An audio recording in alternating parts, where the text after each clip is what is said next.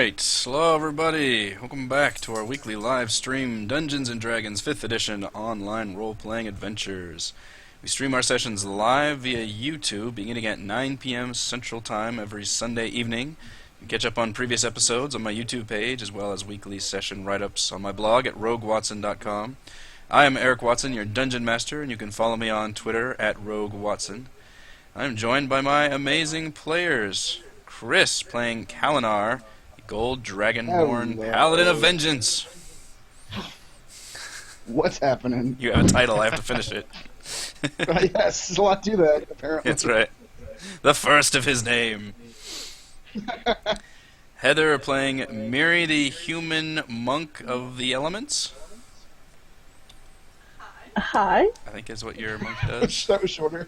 I was waiting. I'm like, is there going to be more? I don't want to interrupt what Chris did. We're so out of practice. Raymond playing Cathra, the half-elf rogue arcane trickster. Wow. Hello, I want to Raymond. play in a Playboy. And Reese playing Talus, the human wizard of divination. Hello, Reese. Hello. Alright, You're the only screw the one he actually titles. got It right. is far too much for me to handle. Clearly. For our campaign, we use Roll20.net. For video sharing, we use Google Hangouts. And for broadcasting and streaming, I use Open Broadcaster software. And for beginning new campaigns, we always use Valentine's Day. Happy Valentine's Day, everyone. Happy Valentine's Day to me. Here. Yeah, excellent work. I admire all of our dedications to the D&D. I sacrifice so much. I'm not sure the other half feels that way. Try his other half and he may be here. So, normally I or one of our players would recap last week's session, but since this is our very first session of a new campaign titled Princes of the Apocalypse, I won't be doing that. For those of you that watched some or all of our previous D&D 5e adventure, That was like so anticlimactic. You didn't know the end of that. I didn't realize that was the end of the sentence. I literally wrote it like that and just had a period there. I was like, whoops. My notes are jacked. So for those of you that watched some or all of our previous D&D 5e adventures, the Lost Mine of Phandelver, or even further back if you enjoyed our Shadowrun videos, welcome back. We will be playing the same characters we did in the Lost Mine of Phandelver, all of whom are currently level 4, almost level 5. Because we are doing Princes of the Apocalypse as a sequel to the Lost Mine of Phandelver, some story hooks and beginning areas will be different than what's written in the book. For example, our heroes are still currently residing in the town of Phandalin. So 1 week has passed since you defeated Neznar the Black Spider, Mormisk the Wraith, and found the Forge of Spells deep within Wave Echo Cave. Word has already spread of your heroic valor and deeds, and many prospective merchants, miners, and business people have begun arriving in Phandalin. Am I echoing to anybody else? You can hear my voice feedback. Drives me bananas. Gundren Rockseeker and his surviving brother Nundro have had their hands full cutting deals, hiring workers, and working with Townmaster Harbin on keeping everything organized and safe. Sildar Hallwinter was swiftly appointed town marshal, and he's working hard to both keep the peace and use his contacts in the Lord's Alliance to keep the roads safe and root out the last of the Cragmaw tribe. The little frontier town is seeing more booming business than it has in decades. So at this point, I'd like each of you guys to give us a little background on your characters as a way to reintroduce them. Instead of just retelling what we told at the beginning of the Lost Mine of Phandelver, I'm looking for ways in which your characters specifically grew from the last adventure, what they learned of their companions, of the world, of themselves, etc. This can be just a kind of brief thing, and you don't have to even roleplay. You can just kind of talk as if you were describing what your character thought and all that. So, up to you how you want to do this. I'll start with Chris playing Kalinar. I wrote something, so... Go for it. Oh, hell. Yeah, you did. I didn't know we were going to have I thought homework. that's what we were supposed to do. Well, I mean, I encourage that, but it's not required. Okay. Teacher's pet. Apparently. Alright. I find myself conflicted. When I left the Temple of Tyr, my intention was singular, to travel the land, rooting out injustice, and cutting it down wherever I found it. Instead, I found the requirement of funds for the purpose of traveling to be an unfortunate requirement. I used requirement twice. And so I found myself You're in losing service. points. as a common guard among 3 others. I didn't edit this at all. I didn't even reread it, so... My initial preconception of the assignment as a necessary waste of my skills was soon dismissed, as I found myself in the midst of a plot of purely nefarious intention, a welcome chance to finally exercise my execution of justice in Tyr's name. The 3 others that traveled with me were capable, if not entirely trustworthy. Their penchant for moral ambiguity and mercy for the irredeemable were difficult qualities to endure, but I must admit that I would have died in the service of Tyr time and again without their aid and expertise. After saving the town of Phandelver from forces both within and without, I have dedicated my time to making sure they do not find themselves in such a place again. I have been training the newly created local militia in the use of their arms and armor, as well as preaching to them of the justice of Tyr, in the hopes that their conversion may spare this town further injustice. So far, it is unclear if the militia is truly receptive to Tyr's message, or if they simply tolerate my teachings. Now, though, I find myself restless. I have not encountered any transgression with which to judge in nearly a week, and I feel Tyr's hand guiding me back into the world, where I might be active again. Whether my recent compatriots will follow is another question. I do not even know if I wish such flagrant non-believers to accompany me on the path of righteousness, but I do believe their talents could further my cause considerably, even if that is not their intention. Only time will tell. Nice. Very cool. Yeah. We'll be going over exactly what your character's been doing after this little bit, in terms of like the mechanics of it and That's what I've stuff. been doing. Yeah. Yeah, I got that. That was good. That was good. I like that. Yeah, way to go above and beyond. So Heather, what has Miri been doing? Or what have you learned about from your character? And then after we go through everybody, I'll then go over what we've been doing. I don't know if I want to go after that. Somebody's got to go after it. I always go left to right. You guys in the hangouts. Son of a bitch. Alright. Like seriously, that like made me lose my train of thought. Thank you. Not like I think of as Tyr and justice. Yeah. In the American way. For America. I mean Tyr. We're so screwed. Seriously, someone else is gonna have to go because all my thoughts are in your. Yeah, I can go. That's fine. Yeah, let Reese go. All right, Reese. What is Talus up to? Talus has been reflecting on his journey. He's learned that as a group, I mean, he set out to do good things to right the wrongs of his past, and he's learned that this group, they do good things, but sometimes with very questionable methods. He's learned that he still has a thirst for power in terms of scrolls and artifacts. He likes those. As far as Kalinar, he has learned that Kalinar prefers to be judge, jury, and often executioner. He's very hard to deal with, and doesn't seem to like Talus too much. Could be the Red Wizard thing, but I don't think Kalinar understands. It's familiar. Miri, Talus thinks she's good-hearted, she's loyal, and protects frail wizards in the back. Kethra, Talus respects her style. Stab first and ask questions later. Explore without thinking. And he also feels like there's been some treasure taken without his knowledge, but he's not too sure. You can't prove it. He tries not to be judgmental of Kethra because he sees a lot of himself in her.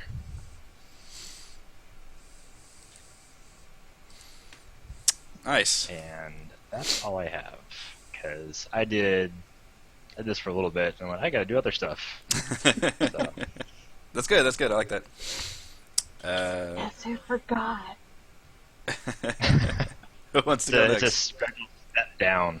Yeah. So, What? Do you have a question? no, I forgot we weren't getting to the what you've been doing yet part. No, I was not gonna yet, ask yeah. What Talos has been doing. Yeah, we'll be doing that. This is merely like what your characters have kind of learned about stuff, and Okay. kind of introducing like anybody that's just watching, like, because this is technically session 1 of Princes of the Apocalypse, but we're not introducing characters because these are not brand new characters. But I wanted to have something that would kind of reflect like who your characters are at the beginning. So this is kind of what this is. Right. Yeah, I guess Talos has also learned that, this adventuring and, I guess, redeeming himself won't be as black and white as he thought it would be. True enough. Amen to that. Shut up. Whatever. You're all about the black and white. Right. You're a bad person. Raymond or Heather, who wants to go next? I'll go. Okay. Alright, I'll try this first person thing. Kethra. Traveling with a party was interesting. On my quest to find my childhood mentor, Bengal, I think that was his name. The person I'm most trying to pull it important in my life. Roll 21. Anyway, on my quest to find my childhood mentor, I happened to stumble across a party around the city of Phandelver, and I just found myself joining this party. But also on my quest to look for some treasure, it seems that having these members of my party can prove beneficial. That Dragonborn, he seems easy enough to manipulate and tends to rush in headfirst into encounters, leaving the way open for me to sneak my mage hand in. I can't wait for Kethra to start robbing each of you individually. Yes. By the way, Tired of waiting. I did happen to pick up new skills during this journey that makes acquiring new items a little easier. However, the monk and the wizard seem to be a little bit more onto me, and they tend to stand back.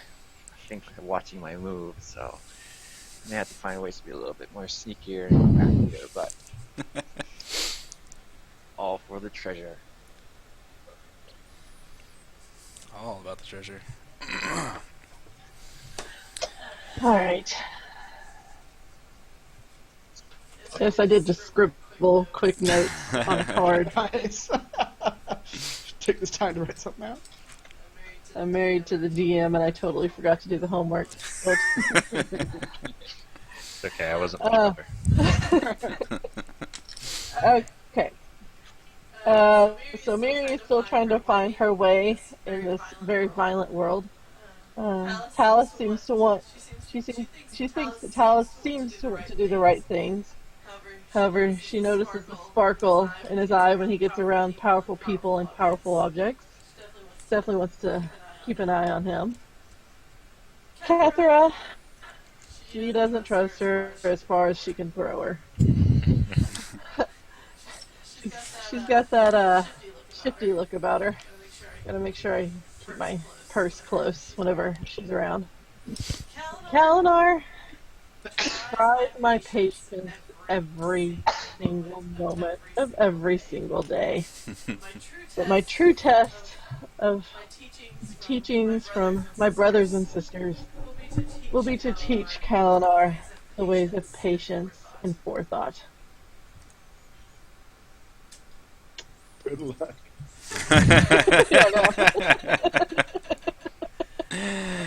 If I can All just right. patience. Seems that each of you is most excited to judge and talk about the rest of you, so that's an interesting element. That seems to be the through lines that we're all just The using the rest linking, of us. yeah, y'all can't wait to give your most thoughts on each other's characters. Fascinating. I need to drop a few more doppelgangers in the midst and fuck around with you guys. Alright, so at this point we can go over what each of you what each of your characters have been doing in the week since you cleared out Wave Echo Cave. I listed a whole bunch of things as options that you can do, or you can just come up with something that you want your character to do. That's also fine from a role-playing point of view. But in terms of there are ways to like make money and stuff, that is kind of what I listed, or objects and things like that. So, Chris, you mentioned Kalinar was working as like a guard or something. No, I'm training Training. whatever the new town militia that I was trying to get set up last time. That presumably Sildar is ahead of now. Whatever they got going. Okay, yeah. Because as far as I know, there are just a bunch of townsfolk that don't have any, military training at all. Right. So, okay. So practicing a profession is essentially... Sure. Yeah. Okay. And are you doing that the whole time, or just for a part of the time and doing... Yeah. I thought about like trying to make a scroll or something, but I decided against that. I've just saved my money. It's expensive. Mm-hmm.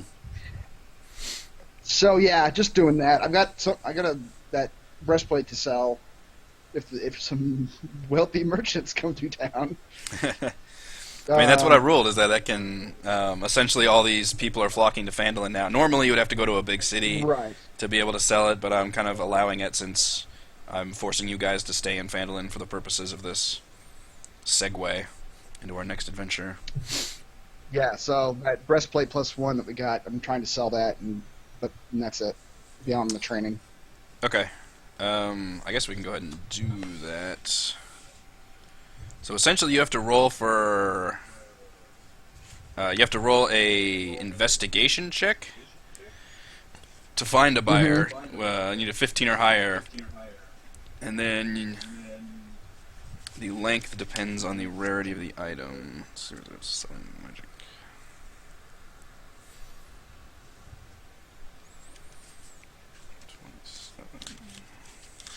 So keep in mind, this will take up part, if not all, of your time. Because...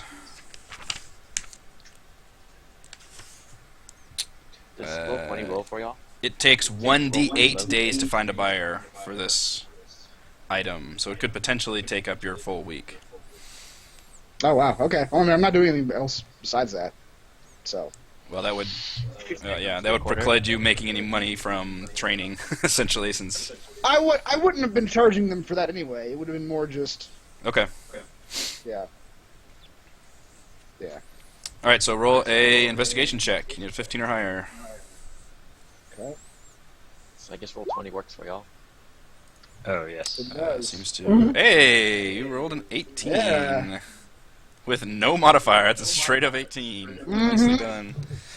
Alright, so you are able to find a buyer. Please roll a 1d8 to see how many days it took you to find a buyer. Okay. 5. 5 days. So you still get 2 days of training people. Now, you get to roll a d100 with some modifiers.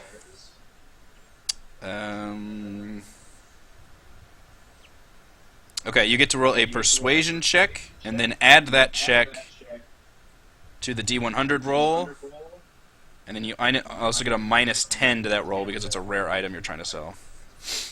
Okay. So And all of that, check. and that final number will... Yeah. So that would be a +7 then, because I'm -10? Yes. So roll a d100 plus 7. Ha! Jesus! Motherfucker! You rolled a 96? I didn't... Yeah, that's what I did. Oh, fuck me. Well, here's the interesting conundrum. You find a buyer It rips you off. who's willing to offer 1.5 times the base price. But you're pretty certain he's a very shady buyer and it is not legal. It is a shady buyer offering 1.5 times the base price of that item, no questions asked. Is there somebody that is legitimate that's offering me less? This is the only buyer you find. Wait, how did that happen? Is that part of the roll? Yes! Oh, okay. What did that... Okay.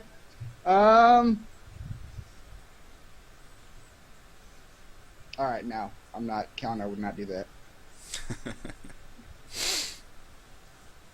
Yeah. Let's hang on to it for now. If you roll a 91 or higher, it's a shady buyer offering 1.5 times Oh, the base really? price. No It questions has to do asked. with the value roll. Can I Yeah, roll whatever- it again? See if I can find somebody else? I'll tell you what, since you had 2 days left, I'll let you roll the 1d8 first to determine, and if you roll a 1 or 2, I'll let you go it again. Oh, okay. Well, so I got screwed by rolling too high then. You actually, well, you did because you're I did, yeah, because of my a character. moral core. Nope. Yeah. Takes too many days. All right. Well, I'll hang on to it for now. All right, Miri, what are you doing? Mary hasn't really been doing a whole lot in terms of training or anything like that. She's been spending her days walking the very insides of the woods surrounding Phandelver, and also walking around what used to be the Red Brand hideout and just exploring the area to get a better feel of what's going on. Hasn't really done much else, just trying to rebalance herself and refocus on the things that are supposed to be important to her, with peace and serenity and truth, justice, and the American way. Couldn't help myself. So just kind of finding that moral center again to move on and keep going forward. So the monk is meditating, essentially. Doing Pretty much. yoga in the fields. Mm-hmm.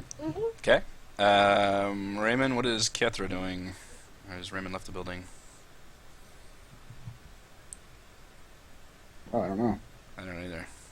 I'm restarting my computer. Oh, okay. I guess we'll do Talus. Reese. So I have a question, which I didn't bring up to you before now, but as far as learning a new language, what kind of languages do you think I'd be able to learn in this area? Not any within a week. Okay. Which is, yeah, I looked at all those options and it looked like it was going to take too many days. Okay. And I think Talus is, after transcribing the scrolls he found to his spell book, which I think I said last time, he's Yeah. going to take up an interest in cooking and get some cooking utensils and start dabbling in that. Cooking! Yeah, so he's been studying cooking and spells during his downtime.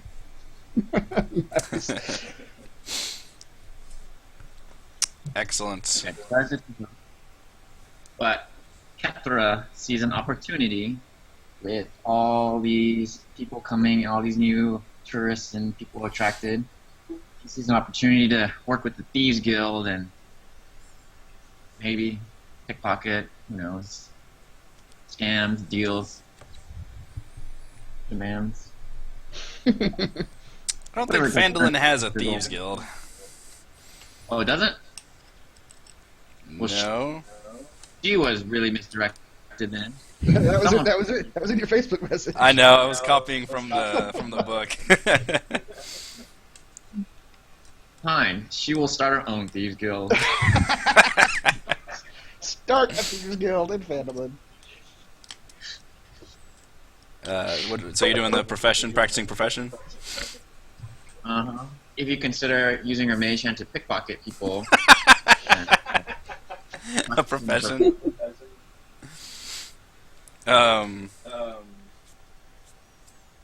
She might be like selling some rocks she found outside the city and said that they came from the mines.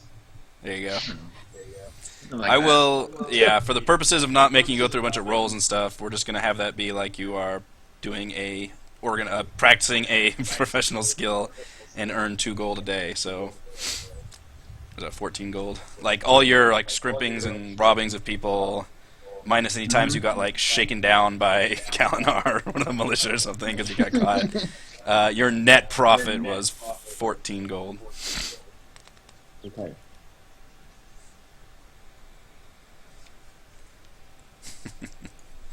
Just robbing people around Phandelver. Alright, so you've all started growing a bit restless. Sorry, what? He prefers not to use the term robbing. Uh-huh. More like lightening their load for their travels back. Lightening the load.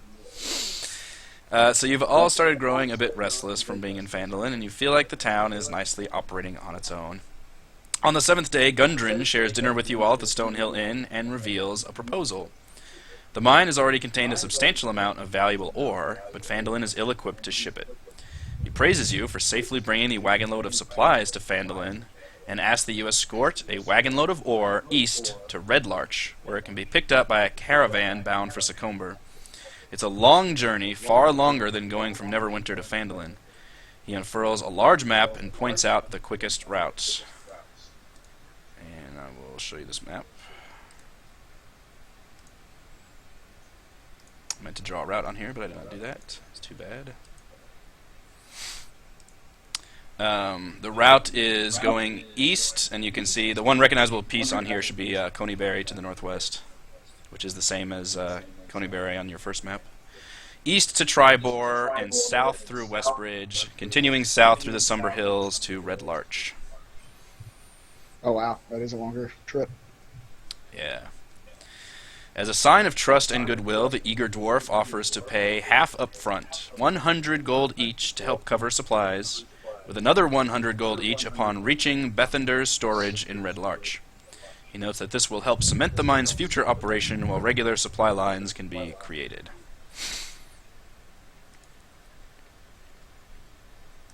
Okay.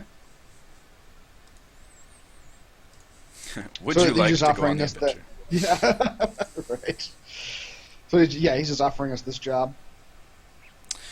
Yes. The four of us. Yes. Right. He got the four of you at dinner, kind of sat down with you and offered this job. He's offering to pay 100 gold now, and then 100 gold that you'll receive upon reaching the destination in Red Larch. Well, And he gives you a copy of I that was- map, so you should all have that map in your handouts. okay, cool. I was set to leave Phandelver soon anyway. They don't need my services anymore. I suppose this is a good reason as any to travel onward.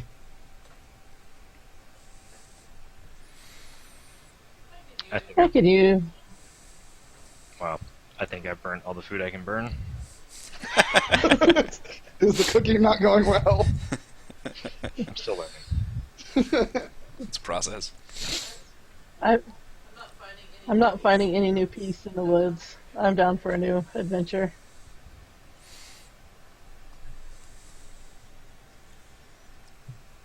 Kether's on board. Taking everybody's money.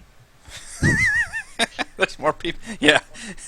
Everyone is suddenly poor in Phandelver. There's no more money to be taken. Here's why Kethra is going, because Kalinar, as one of his last acts in town, has reported both Kethra and that shady merchant to the militia to be arrested if to be investigated. So your time is burned in this town. All right, so you all shake hands. He seems very happy and pleased. He says that the wagon will be prepped bright and early tomorrow on the north side of town, and you guys can get started with that. That night, an ominous thunderstorm keeps you awake half the night, seemingly threatening to tear the sky itself apart. I meant to have... Hang on, I've got accompanying sound. Yes! Moody. You all suffer fitful dreams and nightmares, brief flashes of chaos and destruction, as nature itself seemingly devours the world through giant tidal waves, earthquakes, raging fires, and tornadoes. You awaken in a cold sweat throughout the night, swearing you saw a pair of eyes glinting from each of the destructive forces.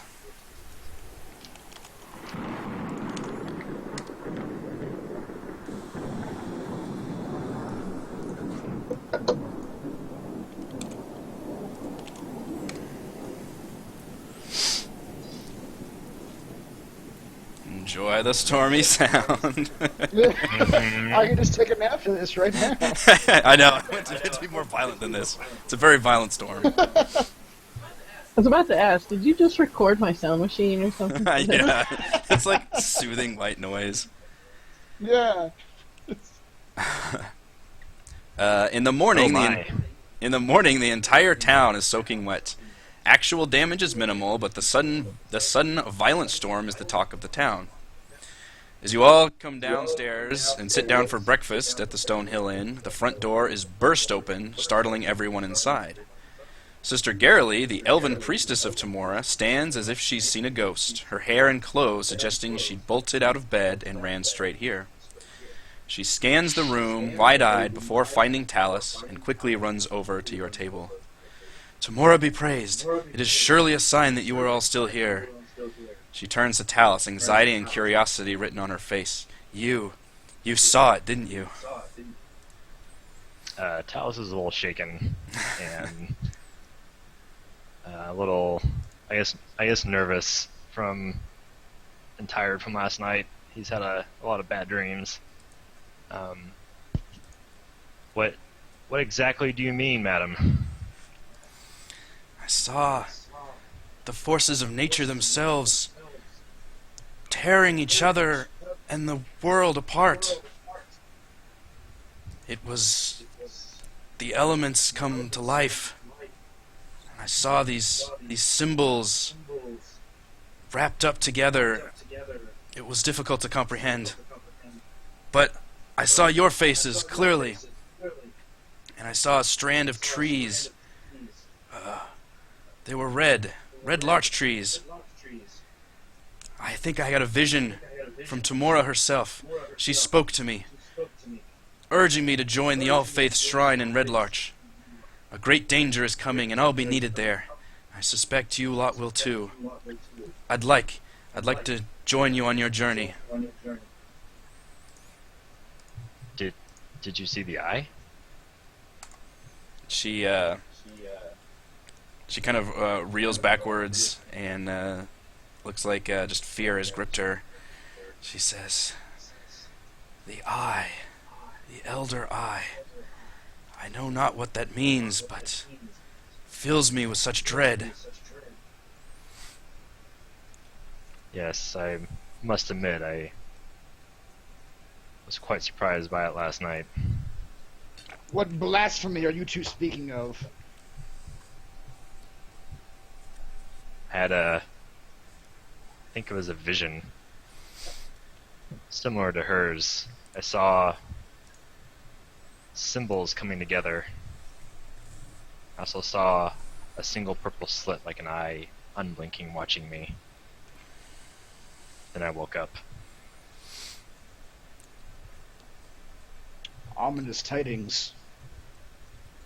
Surely a great evil force awaits our judgment.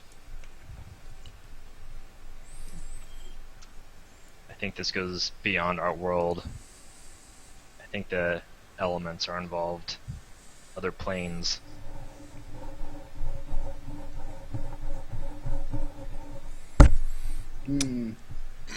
Tyr is the judger of all planes. If he has sent this vision to you, it is surely to be relayed to this party and myself so that we may enact his justice. He stands up violently and pushes the chair away. Drinks are clattered together on the floor. Most of the townsfolk kind of roll their eyes when they see you perform these theatrics by now. That's our Kalinar. Sister Carolee leans forward and says, "Yes, I suspect you are the ones that can help. Please, can I join you on your journey?"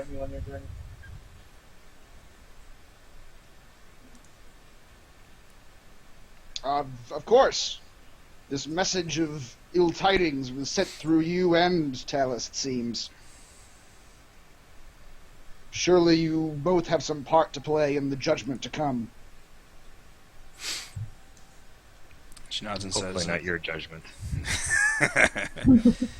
says, "Thank you. I shall gather some supplies and meet you out by the wagon. I have not traveled or seen as much as you all, but hopefully my skills can be of some service. Yes, welcome to our group. What's her Alright. name again? Sister Garrily. Barely. Is she the luck shrine lady that sent Yeah. us to... Okay. Yeah, I made her a little card thing. She should be under unique NPCs on the bottom. She is. Okay, gotcha. She appears to go, and then she kind of turns to Talos and she says, "May I speak with you privately?" Yes, of course. She just kind of, and you like stand up and get another table in the corner, and she says, and I'm just gonna go. I'm not gonna go whisper back and forth because that's not really fun for everybody. Sure. she- I get that. I was like, is everyone else having their own dream or something? No, yeah, so you guys what guys said, and then Talos got a special little whisper thing. So We were Given- all just so enchanted by the rain sounds. Yes. We didn't even notice you no one had been talking for a while. Talos specifically has a divination talent, so I reflected that in the dreamscape. So she explains that she is an agent of the Harpers, which is an organization in Faerun made up of basically individual cells that are good guys and girls, primarily spellcasters, but not necessarily, that operate essentially to curb any power away from bad guys. That's the most layman way if I could put it. And she offers to you, Talos, specifically, to make you an official kind of low-level Harper agent. And basically it allows, it gives you like another contact with certain people around the world. Okay. I should look up. The Harpers have cells and lone operatives throughout Faerun. They interact and share information with one another from time to time as needs warrant. The Harpers' ideology is noble, and its members pride themselves on their integrity and incorruptibility. Harpers do not seek power or glory, only fair and equal treatment for all. Harper agents are trained to act alone and depend on their own resources. When they get into scrapes, they don't count on their fellow Harpers to rescue them. Nevertheless, Harpers are dedicated to helping one another in times of need, and friendships between Harpers are nigh unbreakable. Masterful spies and infiltrators, they use various guises and secret identities to form relationships, cultivate their information networks, and manipulate others into doing what needs to be done. Although most Harpers prefer to operate in the shadows, there are exceptions. Their core beliefs are that one can never have too much information, too much power leads to corruption, and no one should be powerless. Their goals are to gather information throughout Faerun, discern the political dynamics within each region or realm, and promote fairness and equality by covert means. Act openly as a last resort. Thwart tyrants in any leader, government, or group that grows too powerful, and aid the weak, the poor, and the oppressed.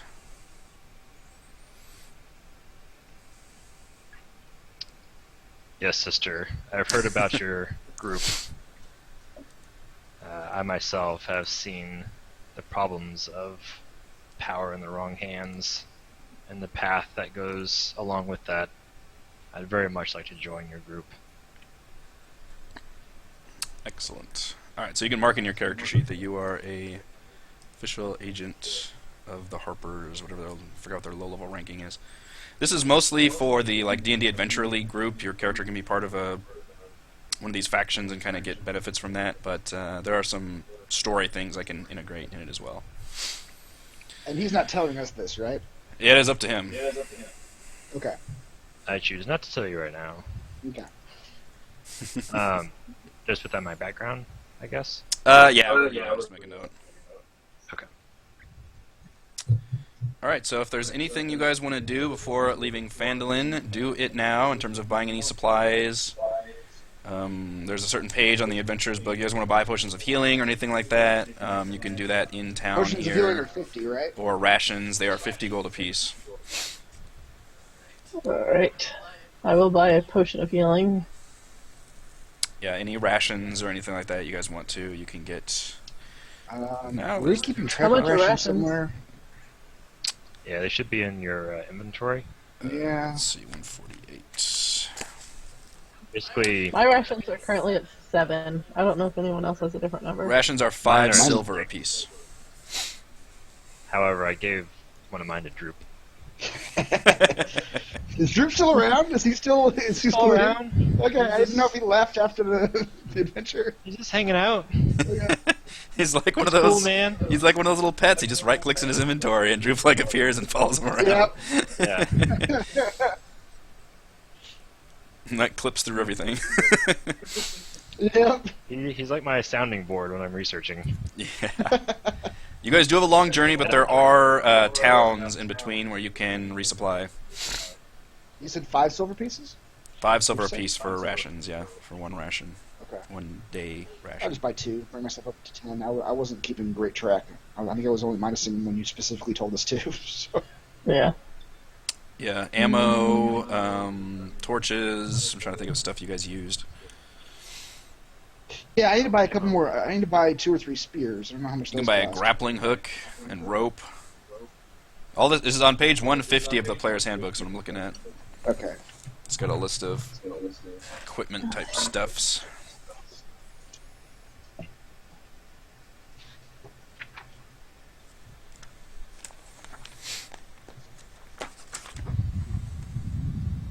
I already have a portable ram. Forgot about that. What the hell's a portable ram? It gives you plus 4 to breaking down a door. It's like one of those cop things that you go like. "Grr." Yes, it's like one of those like. The Yeah. hell do you just carry that Exactly. around?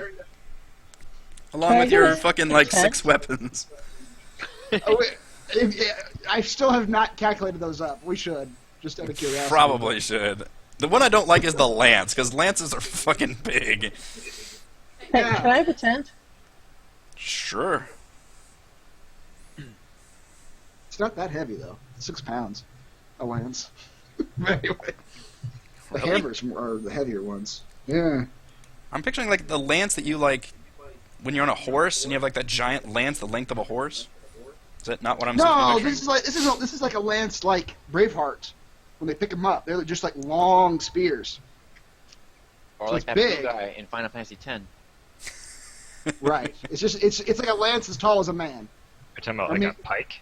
Yeah, it's like a pike. It's just a Okay. very tall spear. I was gonna say there's different It's words. not like for a jousting lance, like with like the that. big Okay. metal. Well, when people say tongs. lance, that's what I picture is literally that big jousting lance. Yeah. It was like an extra long spear. Yes. Okay. And that's its whole thing is that it can attack 5 feet away. It's like a 10-foot range instead of a 5-foot range.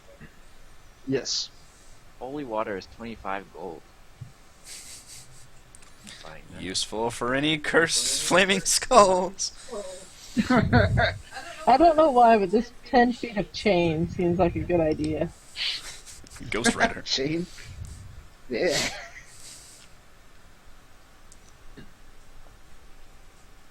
Ooh, a book is 25 gold? That is insane. Wow. A book. A book. It says a book. 25 gold. One pieces. book, please.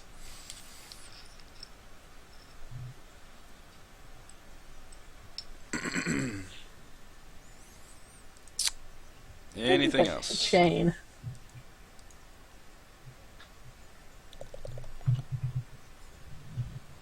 Any other purchases? I'm buying a grappling hook. Just Grappling because hook. I can. Just because. Yep. I know that chain seems like a good idea. I have a What is, feeling that'll what is come in block and handy. tackle? Is that for horses? For what? Block and tackle? Is that for horses? I believe so. Buy a bell. I don't know. A block and tackle is a set of pulleys with a cable threaded through them and a hook to attach it to objects. Block and tackle allows you to hoist up to 4 times the weight you can normally Oh. lift. Oh, So no, it it's- is not for horses. It's not for horses. Unless you wanted to lift up horses. It's a pulley system. Yes. All right. Yeah, I'm good. I didn't use half the stuff I bought last time. I bought some potions and some more arrows. Okay. I was gonna buy some caltrops, but there's no documentation on how to use it, so I was like, Stupid caltrops. Like dropping marbles everywhere. like I don't know how you would use them, so Yeah, I guess we never did rule on that. By the way, I did. As an action. Says as an action, you can spread a bag of caltrops to cover a square area that is 5 feet on a side. Any creature that enters the area must succeed on a DC 15 dexterity saving throw, or stop moving this turn and take 1 piercing damage. Piercing damage? I'll buy 2 bags. And then, taking this damage reduces the creature's walking speed by 10 feet until the creature regains at least 1 hit point. A creature moving through the area at half speed doesn't need to make the save. So he, like, What? steps what on a page is that? nail. Yeah. Like, takes damage from that. It's terrible. It's the glass from Die Hard. Yeah, it gets, like, hobbled. Yep. Heather, what page was that? So I can write it down. Page 151. Oh, right next to it. Alright, I buy 2 bags of that then. All the caltrops. Anything else? I'm gonna buy a tinderbox as well too. Supplies. Yeah, and you guys did add the 100 gold from Gundren, correct? You guys each got 100 Oh, gold no, for... we haven't. We each got 100 gold. Okay. Yeah, he paid you up front for that. To help cover some expenses. I'm gonna buy some soap. Soap. I'm sure everyone appreciates that.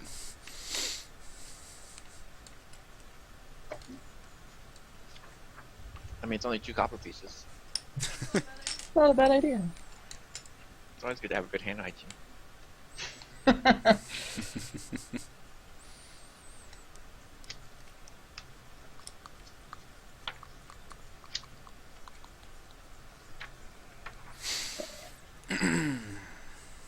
Right now, what's in the tinderbox?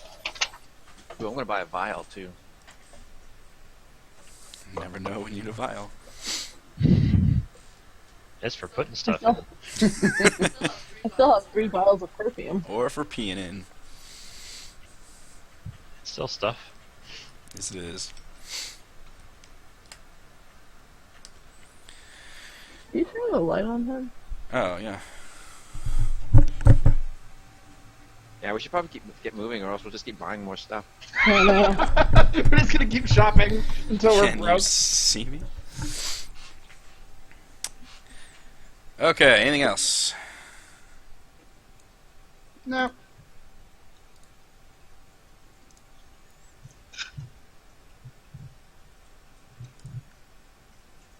Alright, so you guys set out, you spend that morning shopping, and we'll say just for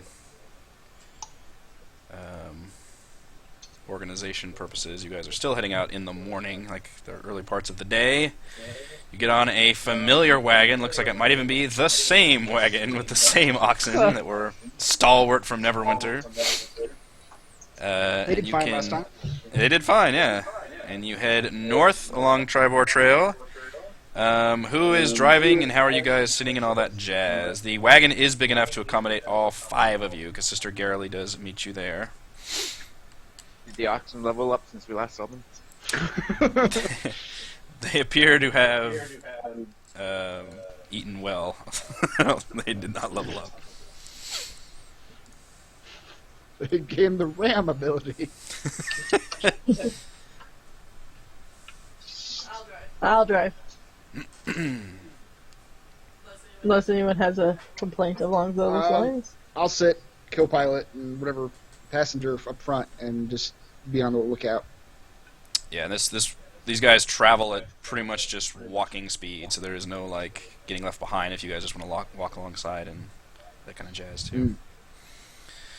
All right, so you guys can. Oh, by the way, if you look at the house rules, I think I was trying to say this before. I did finally rule on fog cloud, as well as we need to vote on how we want to handle inspiration. I want to impose a limitation on inspiration. So Which here is- are your 3 options. First option. Inspiration goes away at the end of a session. Second option, inspiration goes away after a long rest. Third option, you have to declare you're using inspiration before you roll. I'd say it goes away after a long rest. I like option 2 as well. Yeah, me too. Alright, I can get on board with that. Okay. That way it'll impose some kind of... Because we've decided, and I've said this time and again, that our system for inspiration is way powerful with our current Roll20 system. Because you get to see. Because you get to see, exactly. So, And inspiration... it makes sense, because after a long rest, they rested. They're not inspired anymore. So after a long rest... You nerfed minor illusion too. I did. Well, it's because there's a first level spell called Silent Image, which is kind of what we've been doing. How is it described then? It's weird that... How is the silent image described? Specifically says it can be a creature. Oh, okay. And the other one And- doesn't specifically say that? Yeah, it specifically says it has to be an object or a sound. So you could make the image of a creature, but it would literally look like this weird like wax version of a creature. It wouldn't move. Or It can't wouldn't have move, any yeah. living- yeah. And I imposed a limit on if you try to just... Oh, not a limit. I gave advantage to anybody investigating it if they see you do it. Like if you put a magical fence in front of somebody, I'm going to give them advantage on investigating if that's a illusionary fence that appeared in front of them. And in Fog Cloud, basically there's no more getting lost in the cloud, because I have scoured the internet and the book, and it does not impose any kind of restriction like that. But it does have their speed, and it still creates a complete like opaqueness in terms of being able to target somebody. And there's a big long section here where I try to break it down. But essentially, if you try to attack a creature inside the cloud while you guys are outside it, it's nigh impossible, but I gave you a chance to do it. You're essentially blind firing into like a cloud of nothing. So I'm Right. saying you have a disadvantage, and only a natural crit will actually hit the target. And then a critical I fail don't has think a... we ever even really tried that last time. Yeah.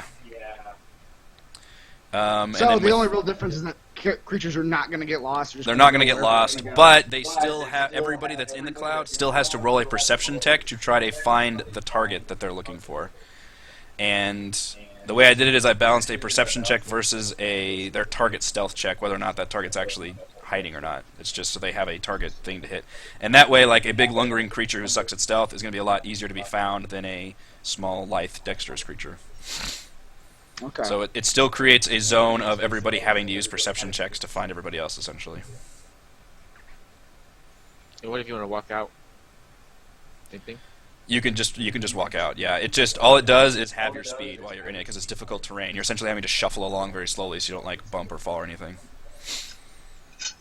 Only if you're trying to locate a specific target do you have to then use perception.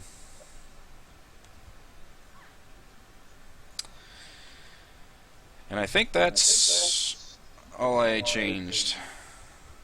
Everything else should be the same, but yeah, for any reason, you guys can always look at these house rules to be familiarized. Oh, so leveling, I thought about this. Somebody gave a good advice on this, that they only gave experience at the end of a session. I could do that, but mainly the rule I want to impose is, and this ended up happening anyway, you guys only level up essentially at the beginning of a session. That way, you spend that week in between, everybody can look at all the new shit they want and all the new stuff that applies. Yeah.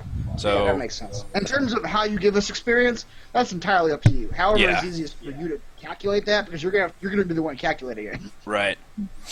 You're doing Yeah, the numbers. yeah. And I haven't decided yet if that's easier to do it right after the fact or at the end of a session. I don't know. But in general, you guys can only level up after a long rest, and only if you've gotten the long rest basically at the end of the last session and reach the new experience. So, Right. and that's basically just so we don't have to all spend like a session like looking up stuff to level up with. Yeah. Alright, so the new inspiration rule is it goes away after long rest, which means inspiration doesn't help much while you're traveling, so you long rest all the time. Right. So we can move 25 miles in a day. And I roll for encounters throughout the travel. Don't forget, I can't be surprised. Can't be surprised. That sounds like a shadow. 10. Just try to surprise me. Okay. Alright, so you guys make it along the Triboar Trail to the east. This is actually a path that you have gone along before. This area is now pretty familiar for you. So you're able to scout out any dangers around, and you see nothing. It is time to set up camp. Who's going to guard, who's going to forage, etc. What was the third one? You can have an optional person forage, and you can have optional people as guards. It's in the resting section. Okay. I thought there was a third one you said. I didn't hear it. I will guard. I'll guard. Yeah, there's basically 2 guard shifts. No foraging? Foragers? I'll forge. Okay, forager, roll a survival check. Survival check. First roll of the new campaign. Alright. You find nothing but a half-eaten squirrel, and it looks disgusting. That means there's So some- you guys will be expending 1 unit of ration for tonight, and I need my guards to roll perception checks, please. Okay. Rations, 1. And perception. Counter Wow. falls asleep. So Kalnar had the first shift, and Myriad the second. Yeah. Alright. Damn it, Kalinar. Yeah, I don't know what I'm doing. Better not get my new tent ruined. You guys make it through the night without any disturbances. A blissful sleep along the Triboar Trail. Wake up the next morning, pack all your gear into the oxen, and start again. So you guys did expend 1 unit of ration each for that to camp. Okay. 5, 10. Are hit dice all the way back up now? Oh, Is yeah, the it sun- should be, I think. Yeah, everything should be full. You guys should have full hit points, full hit dice, full spell slots, everything, absolutely. And then 0 inspiration. Alright, so you guys travel towards Conyberry on the east. As the sun crosses midday, the rhythmic creaking and trotting of the wagon and oxen suddenly grows more fierce and aggravated. It takes you all a moment to realize you're hearing the thundering of multiple galloping creatures. You search all around and find the unmistakable view of dust churning up from the Triboar Trail behind you. You can't see yet, but whatever it is heading towards you very quickly, accompanied by the sharp howl of a wolf that's caught a scent. I will Wait, give the you wolf guys scent's coming from the dust? So the wolf scented us. You hear that was the descriptive on my part. You hear a wolf howl, as if it has Is caught a scent. is that from the dust cloud we see behind us? In that direction? You can roll a perception check. I will basically give you a few seconds to react upon this information. You are seeing dust churning, hearing a wolf howl, and you are still on the cart on the road. Talos makes a note of it. In his journal. Yeah. I need to roll my divination dice real fast. Oh, yes. Yes.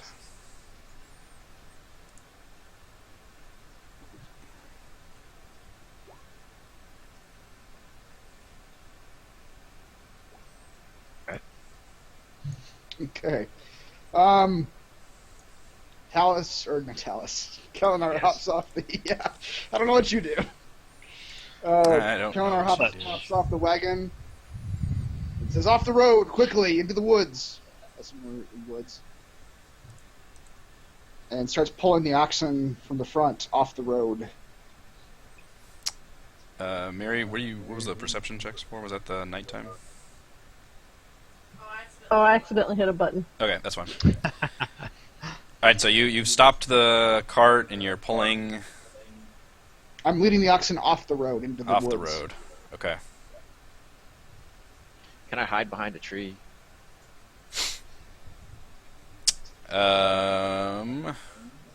You do see a copse of trees nearby. If you run there, you can attempt to hide amongst them. I'm gonna stand in front of the oxen to protect them from the wolves that are behind us. Or wolf. Just in case. Okay. I'll continue to write my journal. Are you still sitting on the... Are you in the wagon still? Yeah. Yes. God damn it. You guys got this, right? Alright, so you're leading it. Mary, what were you doing? I'm standing in front of the oxen to try to protect them. Okay. That would be behind them, right? Sister Garley is in the wagon with Talus, I'll say. She is craning her neck trying to see what she sees. Alright, so after a few seconds, the thundering seems to slow, and you guys catch glimpses of some rather large creatures headed your way. Let's see. Kethra, roll a stealth check since you ran behind some trees.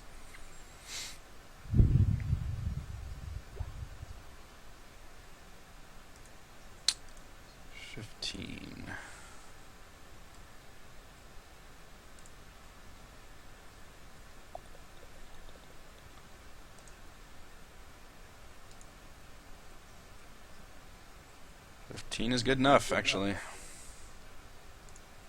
Huzzah.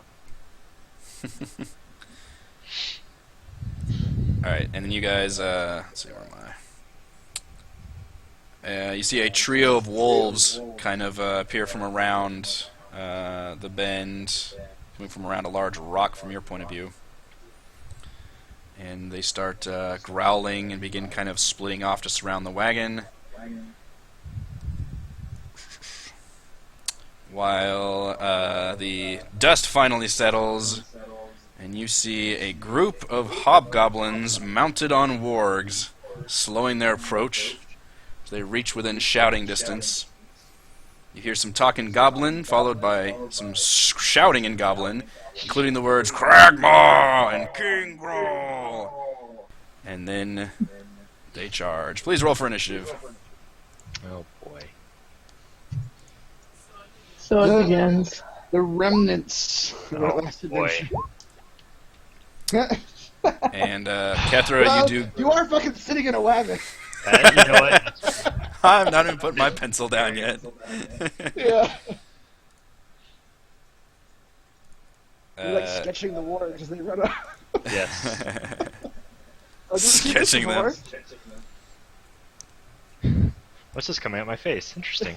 Let me roll initiative for everybody. And Kethra will get a first surprise move, since she did run off and Where's hide. You can see her. She ran off to the nearest woods. Okay. Alright, let's see. Wolf. And Warg, which are those big guys from the movie The Hobbit, essentially. And don't forget about the other chick in the Whoa. wagon. Oh! Oh, yes, you're right. I do need to roll for her as well. Oh, that seems pretty bad, guys.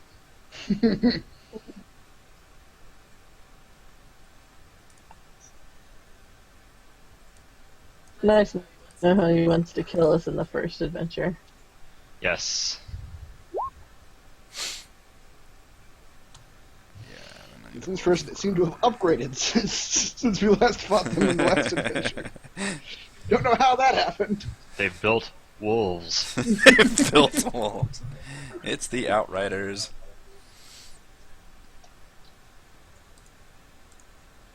Too many things to roll. Stir Garrely. She was also busy, like, watching your scribbling. Yeah. It's Is mesmerizing. there a Its way I way. can take a 2-minute break? Yeah, we can take a break right now. That's fine. Before we start our combat round. So just remind it, Kethra gets to go first for a free surprise move. Then we follow initiative order. We'll take a couple minute break, and then we will start this combat down. Mm-hmm. Excellent. I should know this since I ran off, but is everyone to my right? Everyone is south of you. South. Okay.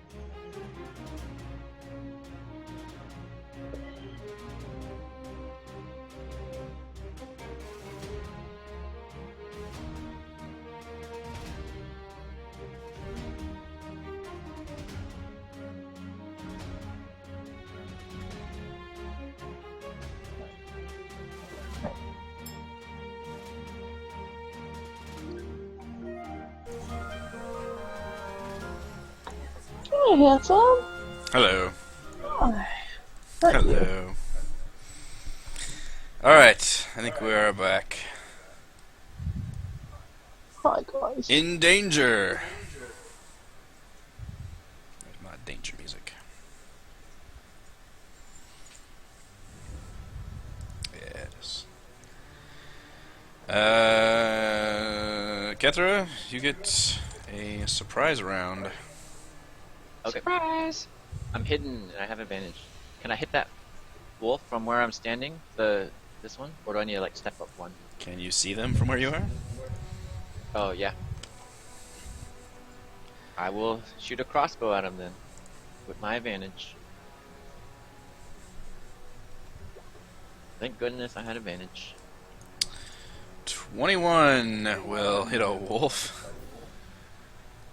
for 16 damage. That is gonna pierce that wolf right in the chest and drop it like a sack of wolf bricks.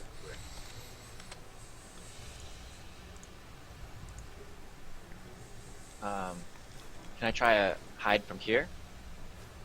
Since I can't see them. That means they can't see me. Use my bonus action to hide.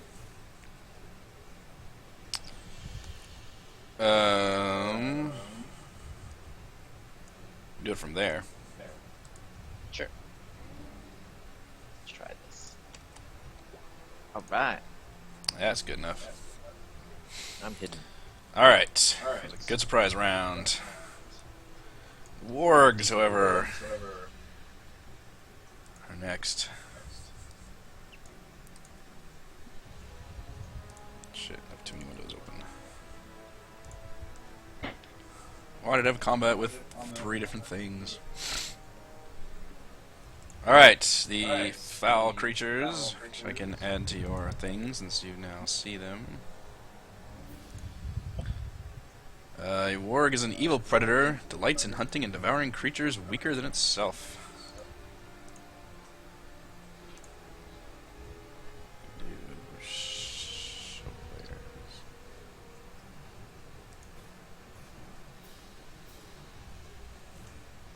Because there's no show players option. Alright, well, wargs should be under your common NPCs listing. Cunning and malevolent wargs roam across the remote wilderness or are raised by goblins and hobgoblins. They're often trained as mounts and can speak goblin and even some common. So they're terrifyingly intelligent too.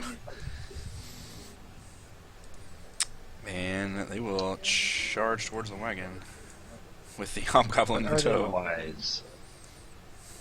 Probably not wise. Let's see, he was 10, 20, 35,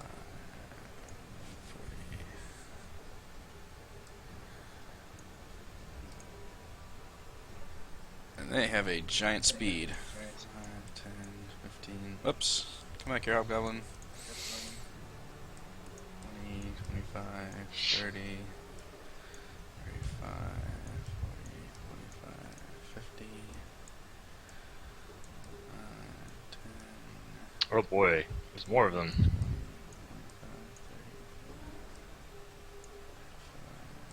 You're saying something, Chris, you're muted. So I muted. thought that was solid rock. What are we looking at? What are those things? Wargs. Those are the wargs. No, the piles of things. There is some rock there. Oh. Is he Um, climbing over it? no, he's just to the side of it. Okay. This guy's not standing on any. This guy is. Whoops, that's like 2 things. This guy is basically. He's. These are a large creature, so his head already comes up to the wagon level, essentially. when he gets within that space, but he is like halfway on the wagon. And he's only the one in melee range, but he will attack Talus. Bum bum bum.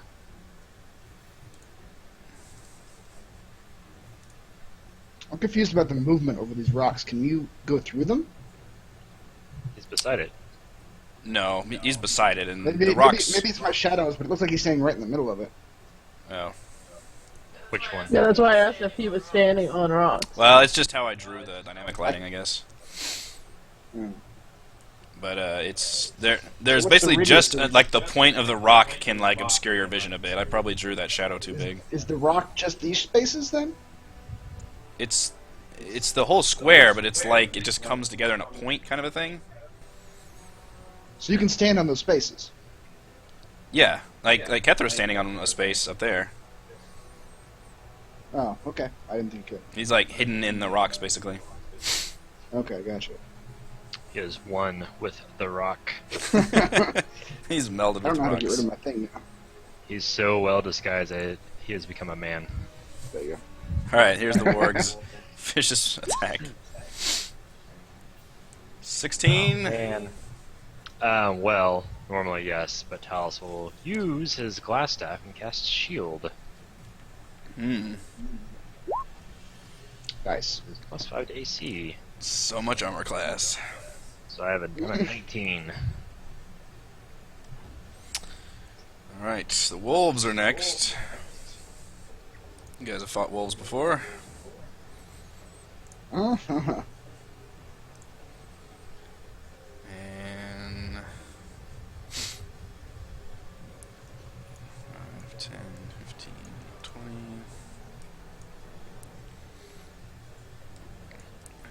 15, 20, 25.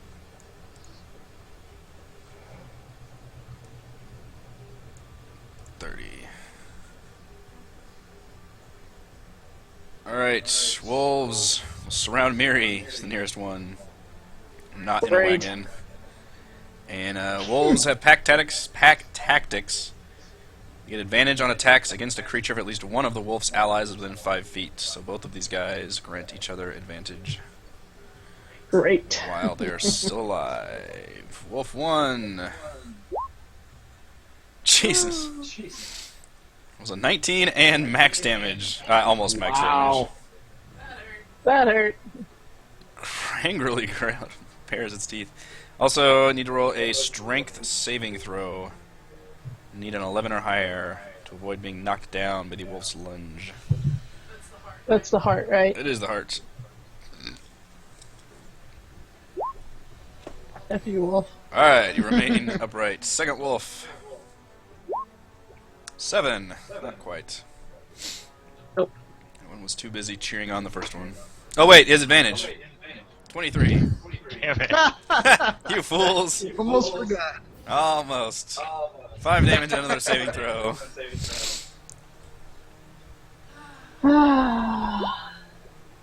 Alright. You're not getting knocked down anytime soon. Kethra. Kethra steps out of her hiding spot looking for her next victim and realizes the wolves ran away. The wolves And did there are not see 3 you. huge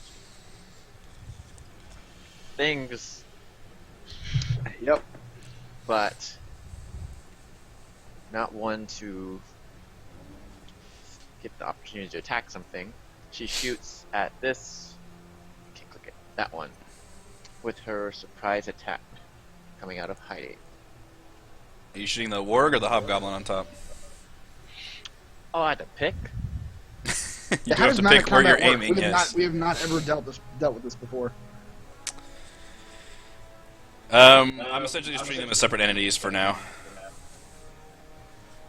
So the hobgoblins can't move on their turn. They can jump down and then move. They can dismount. So that's the only. Okay. Okay. Can you tell us if the wargs, those are the mounts, right? The wargs? Yeah. What are their tendencies? Do they tend to flee without a rider, or do they tend to Well, they speak common, so presumably they're intelligent enough. Yeah, not to run away. these are intelligent not like crazy smart, but they are not mindless beasts. They are not like horses or anything like that. Okay. Well, the mount looks bigger, so I'm gonna shoot for the mount then. They are far more intelligent than a wolf. But they do allow themselves to be mounts, so I don't know. Yeah, I'm gonna shoot the mount. Okay. 18 will hit for 12 damage. That's solid. In fact, this is the left one. Yeah, the left one.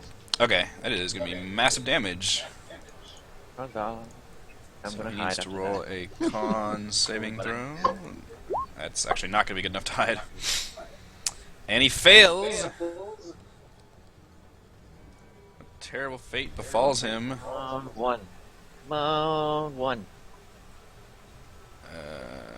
Let's see, massive damage. 10. No. Can't take reactions. Good for him.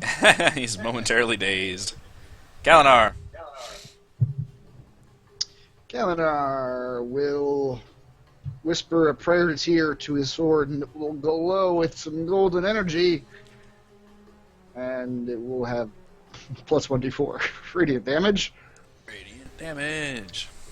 Step down here, down here, down here. Circle the wolves. Circle the wolves, and he'll swing at this lowermost wolf down here. Now, if you had stopped here, you would flank him and get advantage on the attack.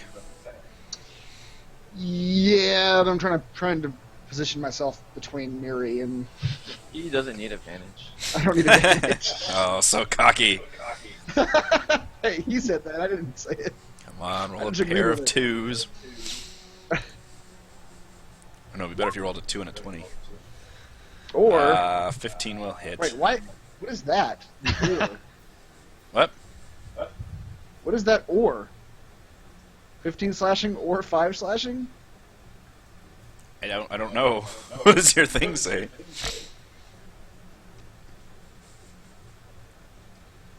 I don't know.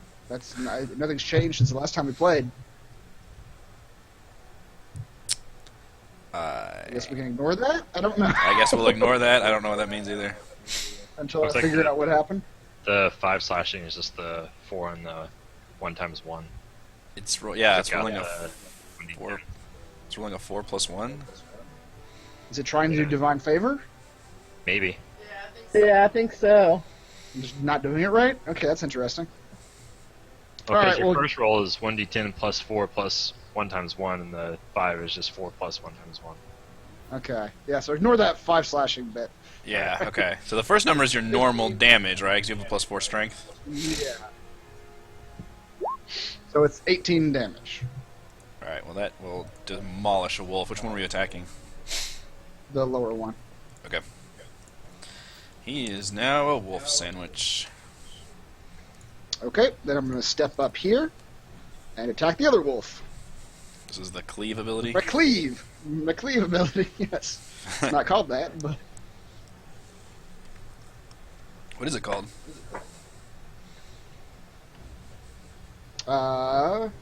hey, this time I do have. You 22, by the do, way. and that is And thankful it's another because 15. how the hell? Roll Alright. it one. Roll it one more time. Yeah, Okay. I want to see what's going on here. It's something, You're yeah. gonna constantly do 15 or 5s. This is wigging me Yeah. out. Do it one more time. All right, practice roll. Okay. No, All right, it's just I just got still lucky rolling a twice. 1d10 at least. The Yeah. attack is doing correct. Just don't know what that 5 slashing means. All right, well that I just don't know was what that. I don't know what that is. Yeah. Okay. now. Does cleave keep working, or is that only a one-time thing? Only once per turn. Okay. And it's called. I'll tell you what it's called. It's called Great Weapon Master.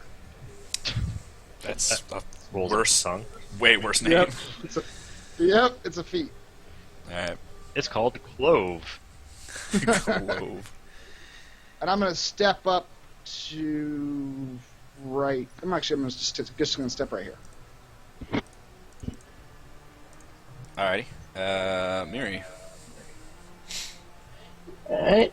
I am going to, let's see, wolves have befallen themselves.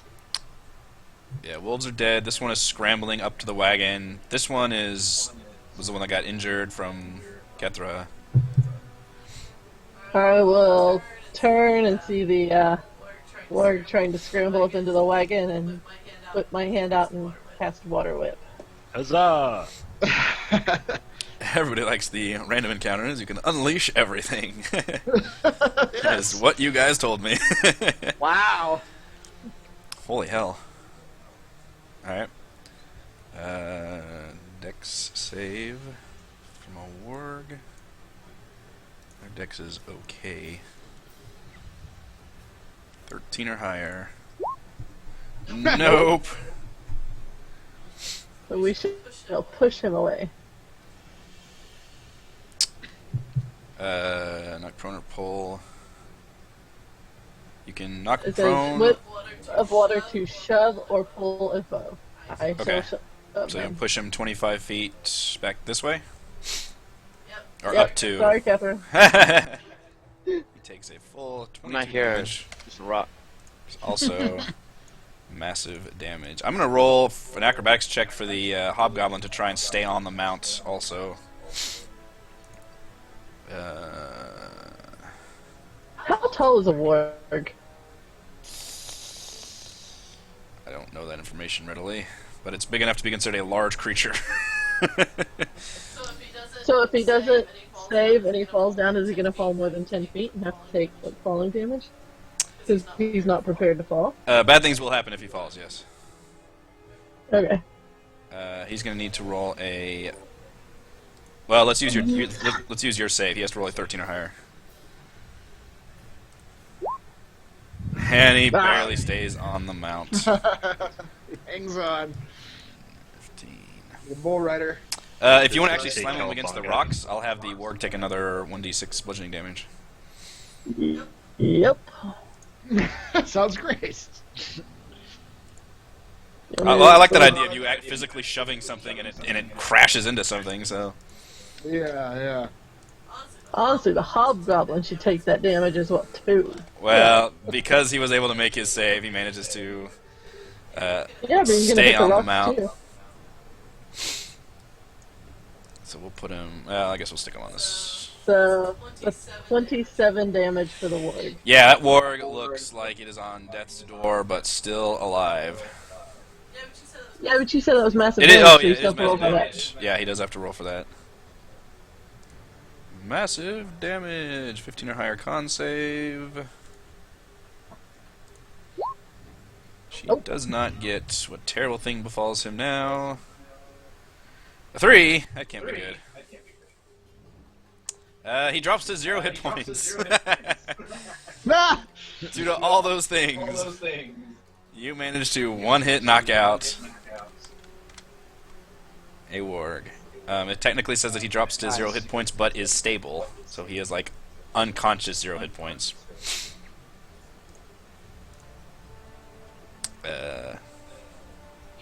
Excellent. He did. Yeah, that was a lot of damage you just did. All right, would you like to have any movement or anything else? No, I'm good. All right, Hobgoblin's turn. Hey, where's my excellent award, man? He's technically asleep, so I use the Z's. Alright, Hobgoblins will need to... This one's going to need to jump down. 5, 10, 15... let's see...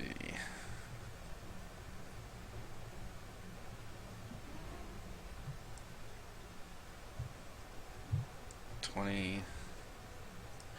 Nah, he was adjacent to Talos.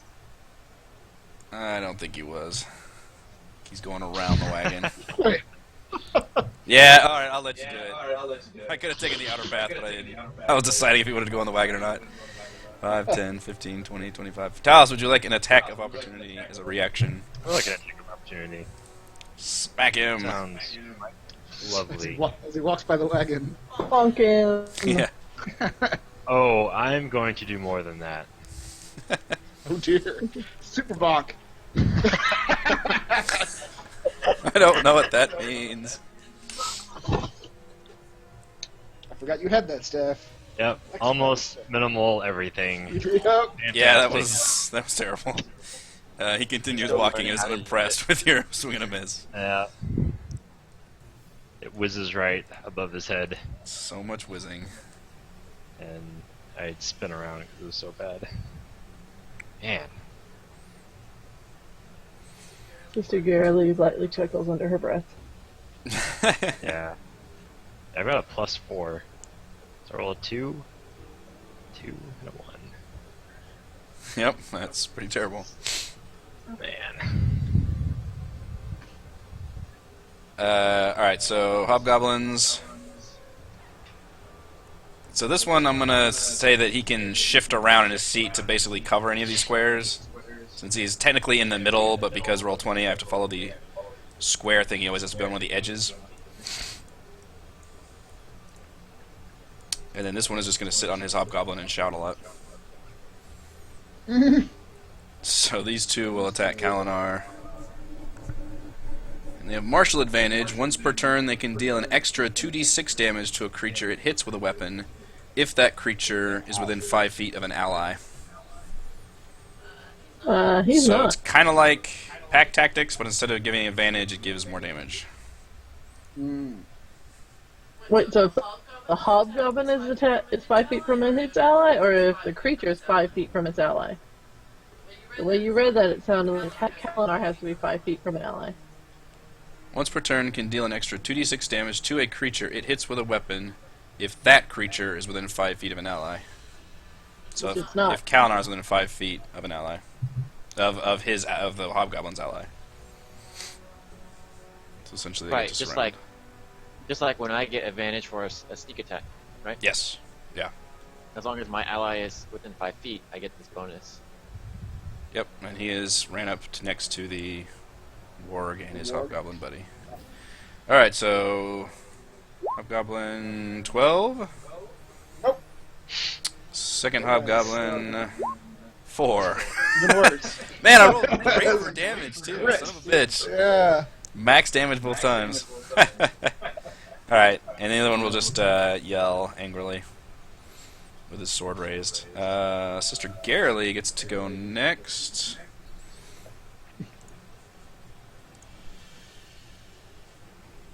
And she is a cleric. Oh, I didn't know that. Oh, we're keeping her. I don't know. Yeah, I don't think We it. I don't. cleric. I don't think it shares her character sheet with you, so I can't show that. But I actually built her. Right. I'll go ahead and tell you, I built her as a level 2 cleric. Okay. And she has the trickery domain because Timora is the goddess of luck. Ah. And she will use... she'll use an action to lean over the wagon and cast... place a gentle hand on Miri's shoulder and cast Cure Wounds.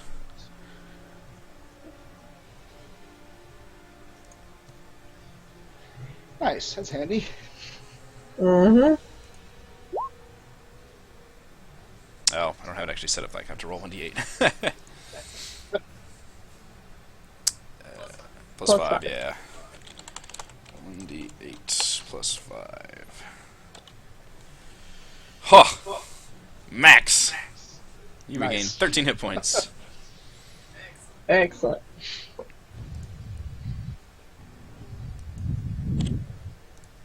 Talus. Oh boy. I'm almost back to full health. Talos is going to do what he does best. And whiff. Sit in the back of that wagon and just swing at nothing. Yeah. Continue to write in your book. Yeah. Dear diary. He's going to cast Sleep at level 2. Directed at this point right Okay. here. So... Crap, is it 2 more 5d8 or 2 more d8 dice. Don't know. You've got the. Look it up real fast. If you do the higher level, Yeah. it is additional 2d8 for each slot level above the card. So 78. Just Yes. gonna roll 78. Nice.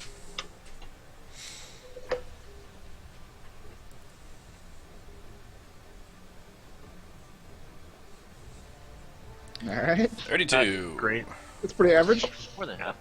Yeah, more than half. Alright, so I start with the lowest hit points and apply Yeah. from there. So. The warg. Whoops, not the X. Warg goes sleepy time. How big is the area? So radius? I think I think it's it's probably 20-foot radius. 20 or 30 feet. Okay. So it'll include everybody.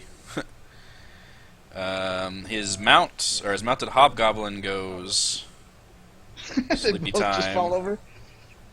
20 feet. Yeah. This hobgoblin goes sleepy time. Wow. Let's see if I'm doing math right. If I just do a math equation, I can use a calculator. If I just type math into this thing, will it do math? Do This math. for me. Help me, Google. And that's it. So these 3 entities all go to sleep. Wow. All right. Better than expected. Yeah. Yeah. And I'm gonna say. So is he still sitting on that warg, or did he fall off when he fell asleep? He just Yeah, slumped over the warg just kind of slumped gently down, and then he also slumped Okay. over basically in his saddle. So Okay. he's gotcha. up there, Okay. slumped over. All right. Round 2. There's a lot that happened in round 1. Mm-hmm. Round 2 is the warg's turn. There's only 1 warg remaining. And he will jump into the fray. Attack Kalinar. Attack me.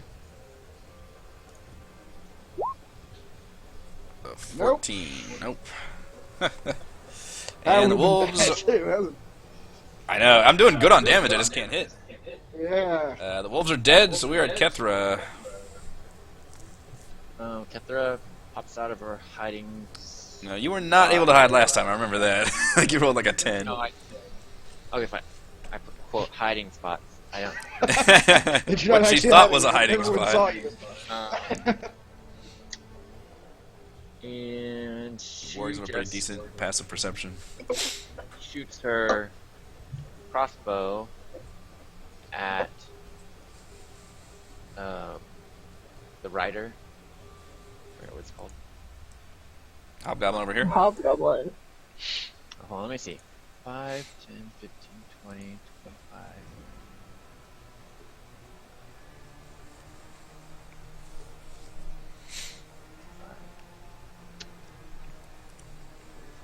If I run below Kalinar, am I still flanking the warg?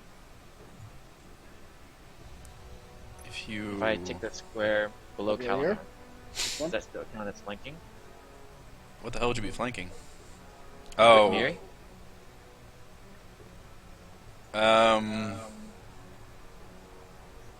Yeah, I'd allow that. Okay. So I think I was waiting for your answer, but I think we established that yes, that because we did this before on another Yeah. creature. If it's a large creature, if it's on opposite ends. Yeah. So it took me 50. I used my bonus action to dash. So it took me 50 Oh, okay. to get here. I jumped over Kalinar.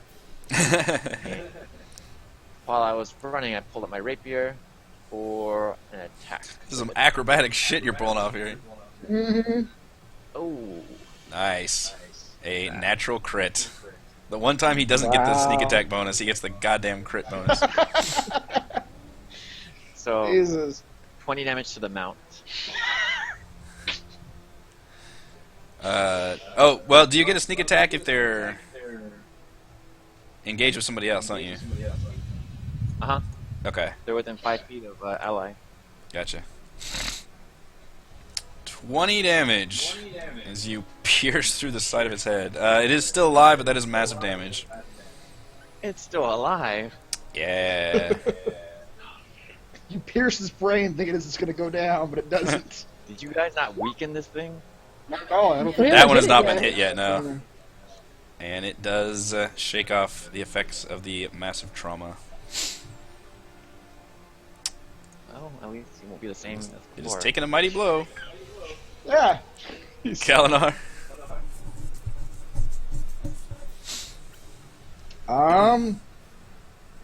Kalinar is going to swing at that warg. You have advantage. I do.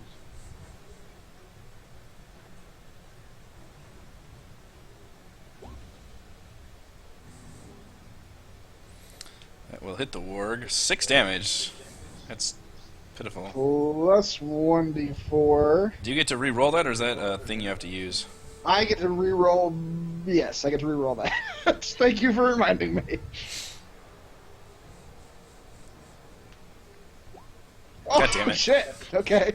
So it's 14, 17 damage.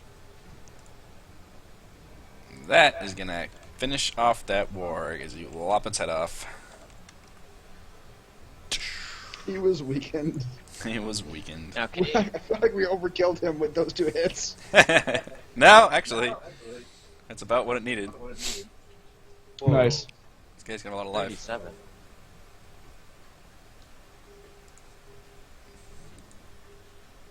Okay, and is what's happening to that hobgoblin that's on its back?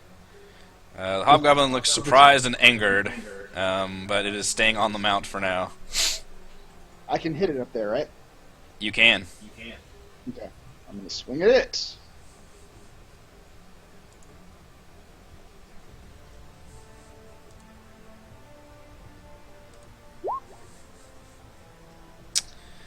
With advantage on the roll, you do hit the hobgoblin. Oh. 16. And as the sword pierces his flesh, more golden light surges from the hilt up the sword and into the goblin's body. Should I go ahead and tell you that 16 kills the hobgoblin? Oh, yeah, you should have. I mean, I don't want to. You be you. I'm wrathfully smiting the dead body. I don't want to take anything away from you or anything. I loved the moment, but that was a killing blow. I'm just hacking away a dead body. Okay. Yep. Yeah, sure. You're already praying to Tyr to give you more strength, and you've already got like its head like skewered from its body. Okay. I believe that ends the hostilities because the rest of the guys are asleep. Mm-hmm. So if you guys want to coup de grace them, I will end combat. Okay. You would have thought these creatures would have learned their lesson the last time they faced us, he says as he walks around stabbing them in the chest.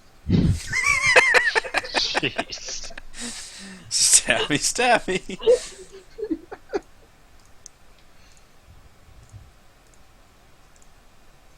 Alright. I'll go experience at the end of the session. That might be easier. Going forward. Alright, Sister Garrely wipes her brow and says, well, hopefully there aren't too many more of those Cragmaw types around. These look like these were a desperate band of outriders looking to hunt you lot specifically. Clearly they were underperformed. Underprepared.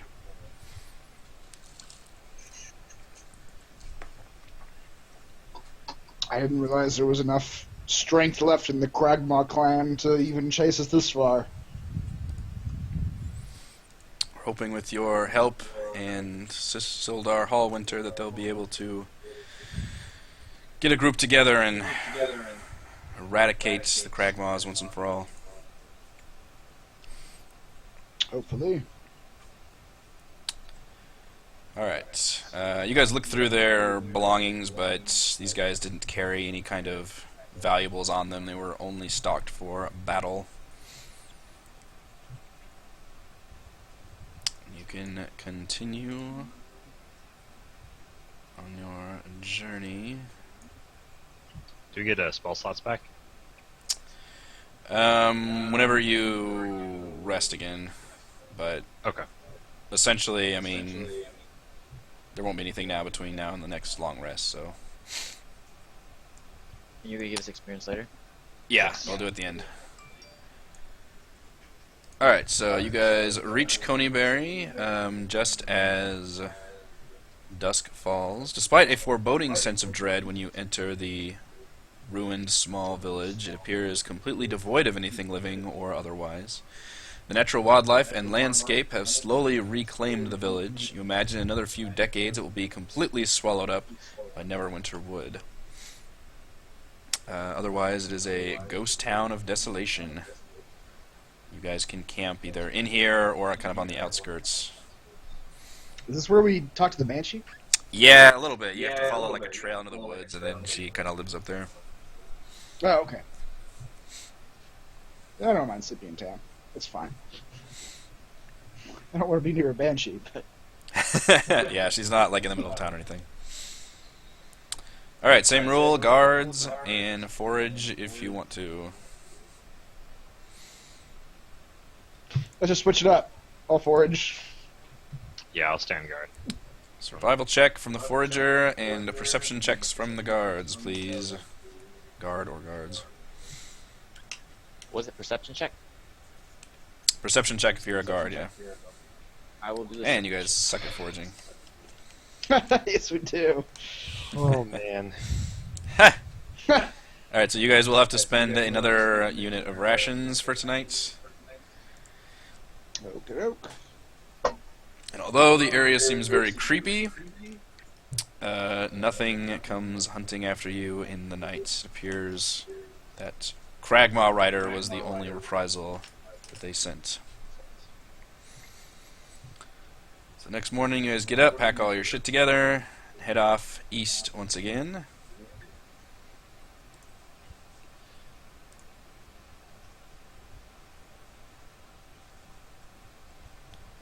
And now we switch to the new map.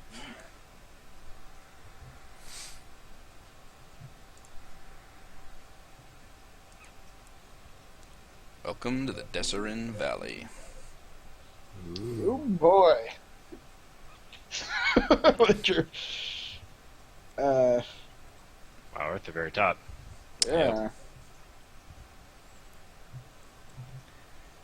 Alright, so you guys continue along. How big is a town compared to a city? I mean, the city can have tens of thousands of people in it. A large town might have a few thousand, and a village would have probably less than 1,000. Phandelver probably had a couple hundred, if that. Oh, okay.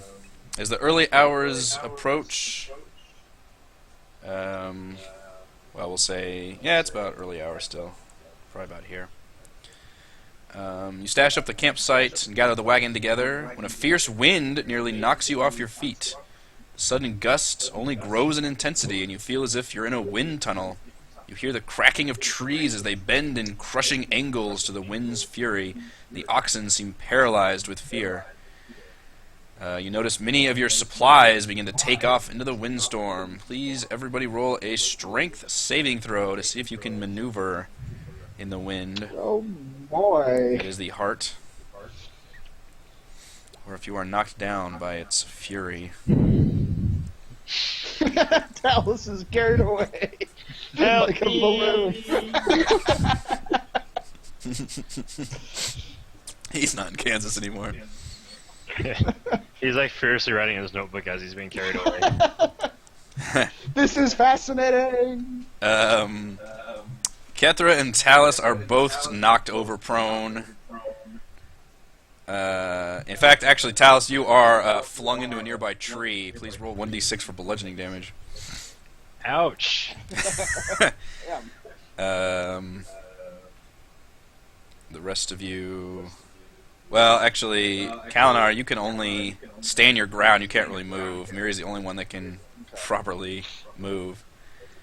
She got those gloves. Those gloves of ogre strength. Those gloves of strength. Miri, please roll an Thank acrobatics check, which is the check mark, to see if you can grab any of the supplies flying around. Okay. There's no check mark next to acrobatics. There's a little wheeled symbol, but okay. It's the one that's not the heart. Oh, sorry, yeah, the check is, my bad. Yeah, the check is just the button.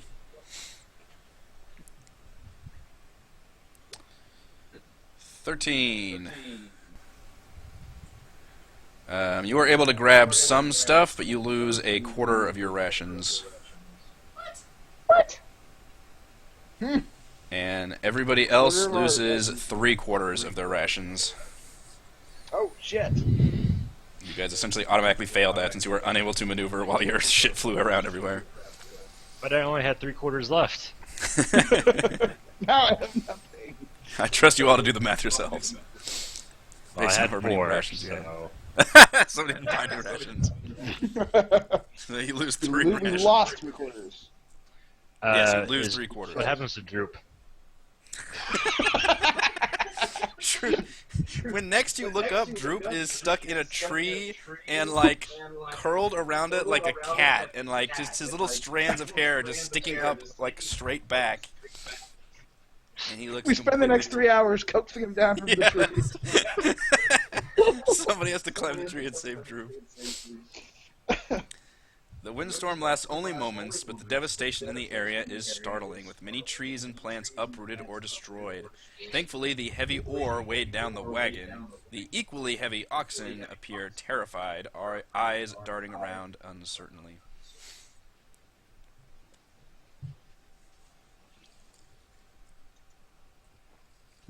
We'll say they made their strength throw. I'm not about to go throwing your poor oxen around. Well, that was sudden and terrible. It was. Mm-hmm. What could have possibly caused such an onslaught? We'll say Sister Garley was knocked down on her feet. I forgot to roll for her. Oh, yeah. She says, "This is a terrible sign with these odd weather patterns we've been getting. It's a sign of the dark times. Tamora, watch over us." Let's keep moving. Kalinar is disturbed. He can't fight the wind. How do you pass judgment on the wind? Can't fight the wind. I'm surprised you don't have a stance on the wind, honestly. I'm confused. That's his stance. Is the wind good or evil? Yeah, what's Needs going to on? be judged.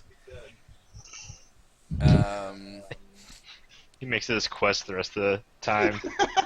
It's basically night right now, but at this point, Triboar is a very large city. Or it's not a city, sorry. It's a large town, so probably several thousand. So you can actually see like lights and shit gleaming in the distance, even from miles away. It's a relatively flat plain, so if you guys wanted to, you can just kind of trudge on through the early hours of the evening and make it to Triboar. Yes.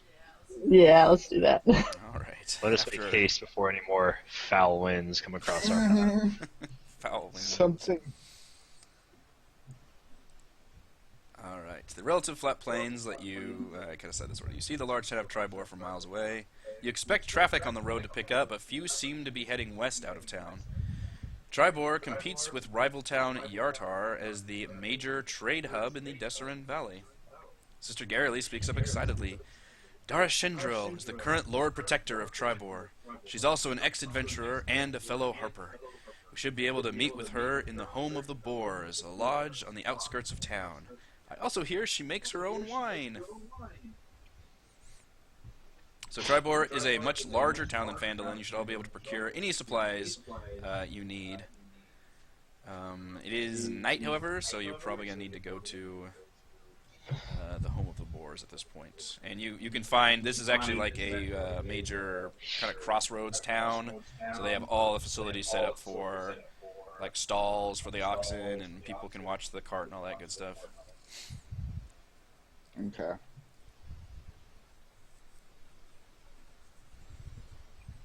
I need more rations. That's about it.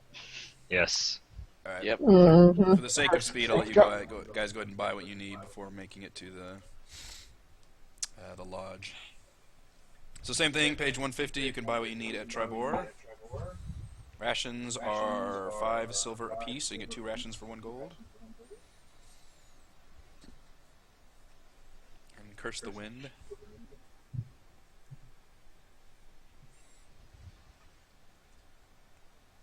All right. Yeah, I'm good. We didn't really use anything that I didn't already buy. Yeah, I'm good.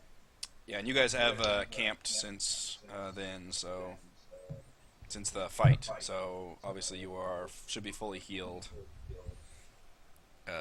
Hit dice, all that jazz. Technically, we should, I think, roll for divination every day. Is that right? I think it's every long rest. Okay. Well, yeah, you guys camped in Conyberry. I guess I can roll for my You, last yeah. staff, but it's guaranteed to fill That's up. true. So. Yeah, at this point. And then you guys will obviously be staying in Triboar tonight. So. All right. So if you've gotten your provisions, you make your way to the home of the boars. I don't have a map for this, by the way, so we're just looking at the overland map right now. Despite Triboar being large, it only has one area of interest, and that is the home of the Boar's Lodge, for y'all's sake. The lodge looks like a ranger's paradise, with heavy smoke in the air from several wood-burning fire pits, and dozens of mounted heads along the walls, arranged in increasing size and ferocity. 3 of the fiercest boar's heads you've ever seen adore the wall opposite of the entrance. Takes you only a moment to find an empty table, and Sister Garrily immediately orders the boar's head special.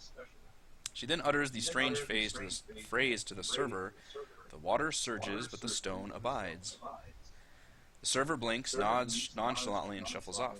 A few moments later, the server brings a tall glass of wine, and Dar Shindell, dressed in full leather armor but unarmed, saddles up to the table, nods at Sister Garrily, and sits down, quietly looking at each of you in turn.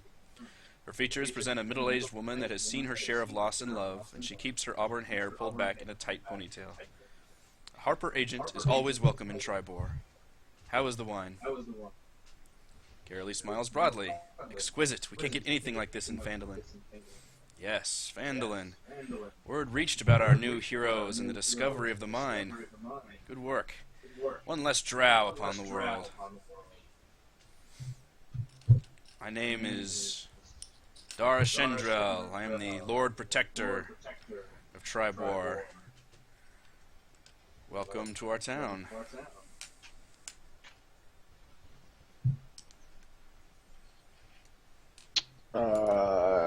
Thanks. Perfect. Nailed it. I didn't say anything. I mean, are they talking about this Harper stuff right in front of me? They just mentioned the Harper agent and nodded to Garrily, so you can infer that she is a Harper agent from that. Okay. Then Callahan just kind of harumps in her direction then. Like a grunt of a greeting. Anyone else?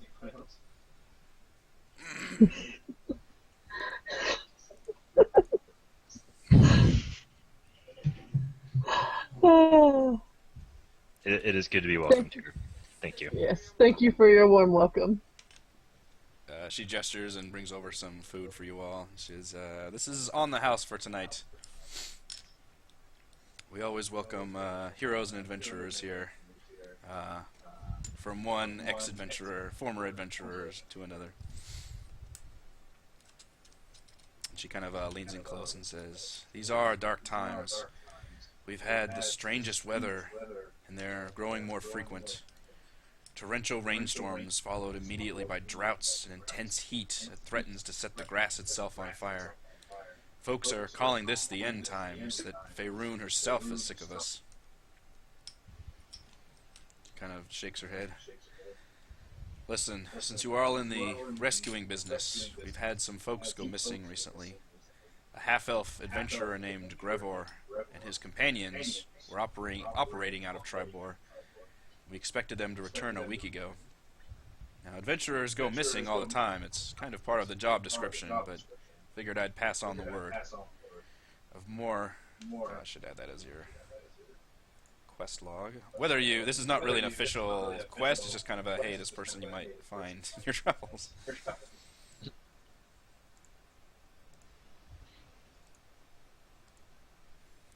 And of more political concern are two important merchants from Waterdeep. Their names are Carlos and Jarly. We expected them several days ago. Last we heard, they were traveling north through the Somber Hills.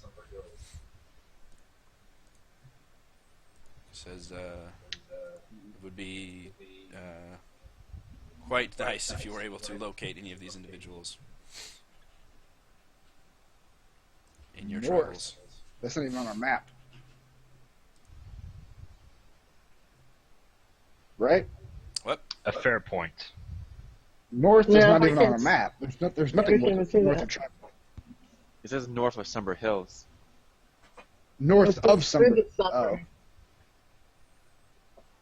I thought it said north in. North through the Somber Hills. Right, okay, now I'm confused. There's nothing north of here. Okay, if you go south, there's the Somber Hills. Mhm. So they got lost traveling through the Somber Hills, heading north along. Oh, well, then that would be north of the Somber Hills. They were heading north through No. Somber Hills. That's not what I'm saying. They were heading through the Somber Hills, going north when they disappeared. And I'm telling you, they okay. were heading Well, that north, would be just north as in the the cardinal Somber Hills. direction they were heading. Oh, okay. Okay, I see. They were. Is this map upside down?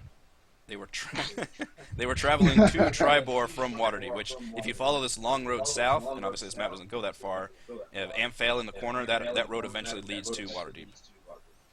Okay. So they were traveling that route, and then they disappeared somewhere in the Somber Hills.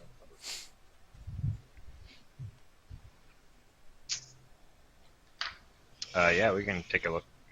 Yeah, we keep our eyes open. Okay. What were they carrying? She shrugs and says, I don't know if they had...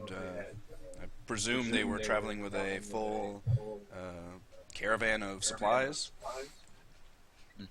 Merchants of that renown from that big of a city typically have their own guard with them. Usually a lot of adventurers get started that way. But to have a full one disappear like that, it definitely doesn't look good for our area. And we at Triboar try to take some responsibility for what goes on in the Desserin Valley. Just asking, just in case the goods inside might come in. Who would be kidnapping them or robbing them? She nods and says, we can provide you free room and board here for a night, as Harpers or friends of the Harpers. Kalinar side-eyes her again.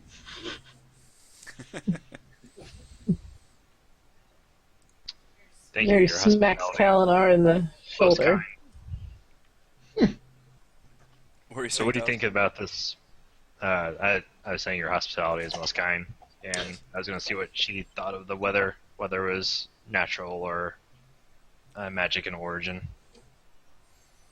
It certainly feels unnatural, I'll say that much. We do get a lot of rain here in the valley, but the startling shift of weather patterns, the way they come and go with such destruction, and seemingly just in isolated pockets around the area, it seems very odd. We've had some agents in the field trying to discover what's happening, and the best we can tell is that the weather patterns are only localized here in the valley. Interesting. Doesn't seem... Seems unlikely that, natural events would be clustered like that. Mm-hmm. Indeed. When did they start? Any significant events that might have led up to it? Oh, when did they start? I think they started a month ago. That information is in here somewhere. I had forgotten it. Oh, it was a long time ago. I haven't been up to my papa's knee yet. It's kind of been a gradual thing over the last few months, I'll say, and probably in the last couple of weeks it's grown in intensity in terms of the frequent weather changes and their intensity. And who seems to be most affected by this weather? From what we can tell, it's just completely random at this point. It's still acting like weather in terms of just randomly appearing in places, but it's also just happening way too quickly and strongly to be normal weather patterns. Where is your local meteorologist? Let us speak to him. You'd have to ask any of the mages. They have been unable to determine a source or if it's magical in nature or not.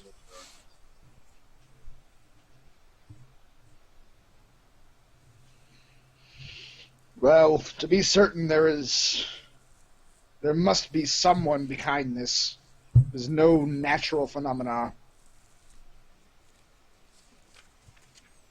Yes, I'm hoping we can get to the bottom of it quickly. Tell me, where are you headed? Where are we headed? We're headed south. South Somewhere. to Red North Larch. of Sunbur Hills.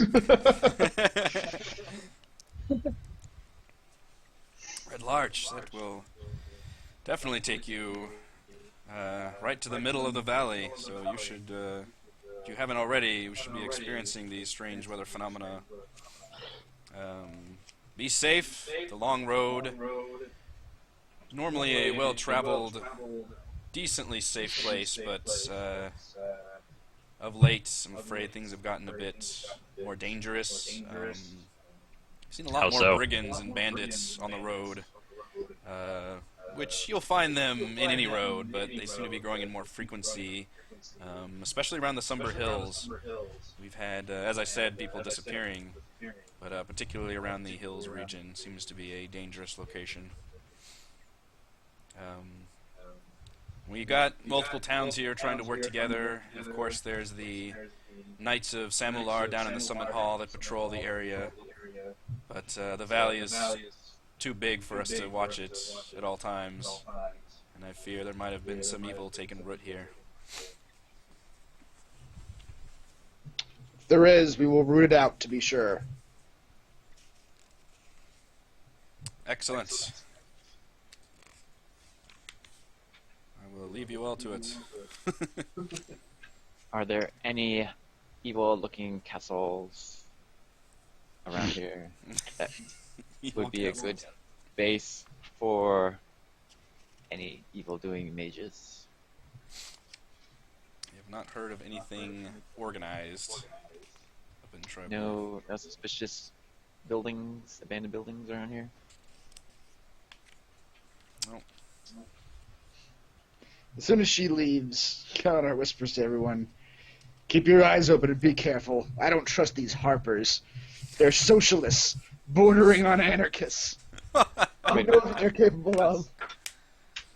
As an aside, aren't you saying this in front of Gorelli? Oh, absolutely. He has no idea. He is totally oblivious. Okay. Garrely lays a gentle hand on Kalnar and says, "Pray, why would you think that?" You reject the power of the institution. Yet it is only the institution of Tyr's word can bring justice to any land. Power is required to be in the right hands and to be firmly planted there, not distributed among the people. And who makes these decisions of who has the power? Tyr himself, of course. I'm waiting for her to She slap folds her hands in her lap and nods sweetly. Of course.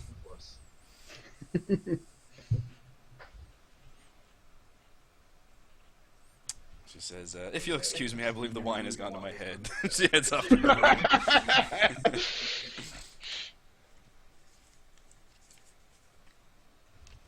And you guys can spend a long rest in Triboar, All right. enjoying haunches of meat and whatnots. I do enjoy a haunch of meat. Talos, would you like to roll for divination dice? You guys are starting off the morning, heading south. Oxen are fresh.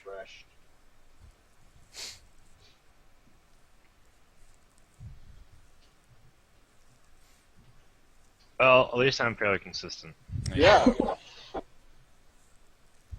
You see, I see don't bad, even you have see to- bad things happen a lot. Yeah. I rolled a 10 the second time last time.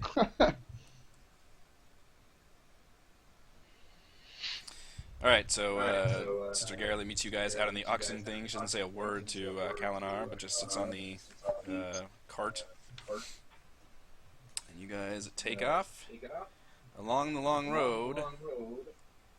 It doesn't take you long.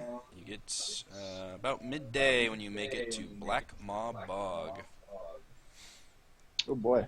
That sounds Long exciting. road begins to dip in a natural little valley filled with swampland. A wide stone bridge carries the road over the stream and the sucking bog. Sister Garrely sucks in a breath as you approach. They call this the Haunted Bridge. No one's been able to date just how old it is. Hundreds of years at least, with never a single repair needed. Of course, it's not actually haunted. People cross the bridge every day, but it is considered bad luck to camp or even wait long within the bog. As for the bog itself, be thankful of the bridge. I've heard of entire parties getting sucked into its depths. Who knows what lurks under there? She leans over the wagon and shudders as you approach the bridge. Can I roll a history check? Yeah.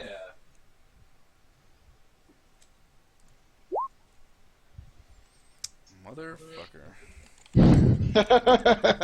Everything you got, please. Actually haunted. All the things.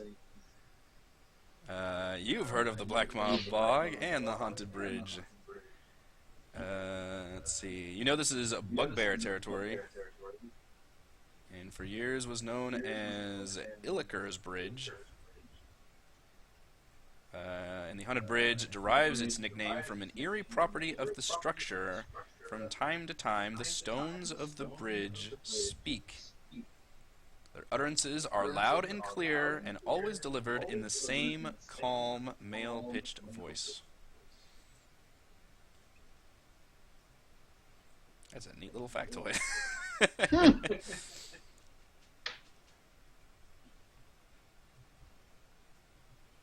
I wonder how we might get those stones to speak. Popular belief refuses to accept reports attesting to the truth about the bridge, but many wizards and sages have investigated the structure thoroughly. Almost all have reported accurately that the bridge isn't haunted at all. Instead, it was enspelled with many variant elder versions of magic mouth spells that cause it to speak under certain conditions. The visible mouths almost all appearing underneath the bridge. However, the actual trigger phrases have been lost to most folks. And the conditions. Talos would like to inspect those.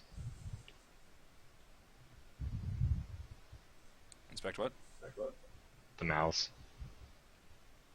The mouths only appear if the stones are actually speaking, which only happens if certain conditions and phrases are made. So there's a complex trigger system, which is not commonly known.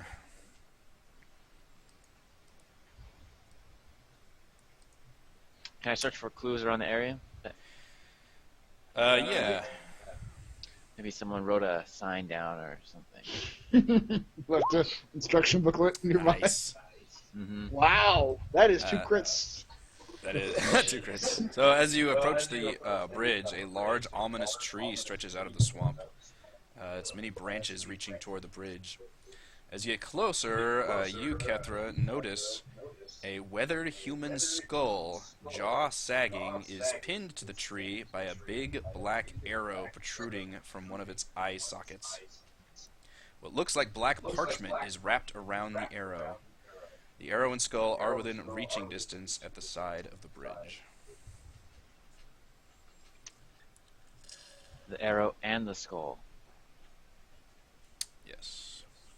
So the skull hanging, or it's pinned to a tree with an arrow through its eye socket. A black arrow with black parchment wrapped around it. I'm going to use Mage Hand and take. Do I want to take one or both? I don't know what's going to happen. I'm going to. Well, I'm going to try to grab the scroll and the arrow, but remember, Mage Hand can only do like hold 10 pounds. So if it's too hard, then just the scroll. It should be good enough. How heavy is a human skull? Not 10 pounds. Mm-hmm. Not without a brain inside it. That's what I'm thinking. There is no brain inside of it. Alright, so use Mage Hand to to basically grab the arrow, and I'll say it has enough strength to pull it out. And it manages to carry the skull along with it. It is floating towards you. And then I say, "Here, Talus." Take this that I would not touch. Here, grab it. It's got a scroll on it. It's for you. I found this. Fascinating. So, Talos, are you grabbing the arrow and the scroll? Sure, I trust Kethra. Alright. Go ahead and roll an investigation check as you unfurl the parchment. Alright. Nice. You see that the arrow point is just black painted metal, and it had punched a hole through the back of the skull into the tree. The parchment appears to be dyed human skin. Necromancy. I'm glad I did not touch that. And you unfurl and see this. Quiet, Kalinar. That worked for you, right? Yep. Okay. And I'll let you choose if you want to reveal that to other The players. last laugh. You'll be next. Valklandar. Is that what it says? Yes. Oh. A warning of some sort. It appears so. Sister Garrett appears to make some kind of clerical, warding off sign. It says, human flesh? This can't be a good... Kalinar is going to... It's quite alright, sister. The human is long dead. Can I examine its teeth to see if it's a man or a woman? Kalinar is going to try to divine sense the area.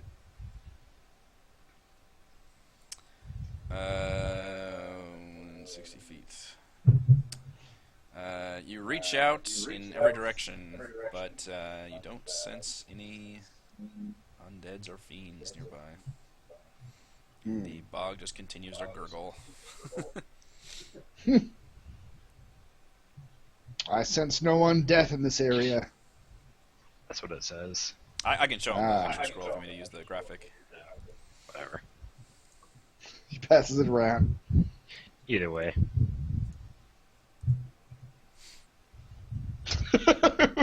It looks like a party invitation. Shut up. Don't mock my You'll be my next. props. Please RSVP. RSVP. I immediately regret this decision. So yeah, other than the bog making the noise and the strange message, you guys make it over the bridge and travel far enough to where the bog is well behind you.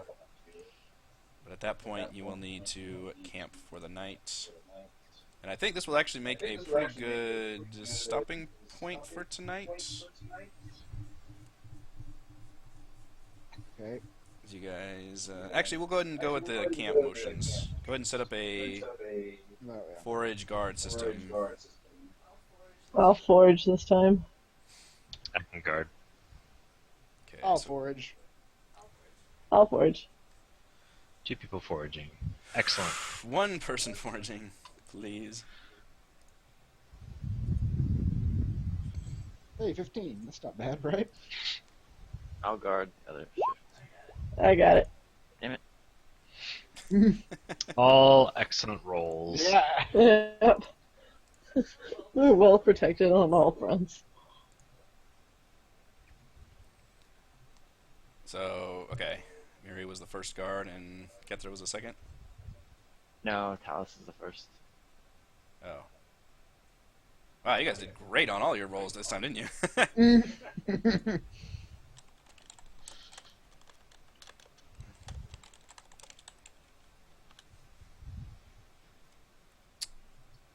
So Talus was the first and Marie was the second? Yeah. Okay.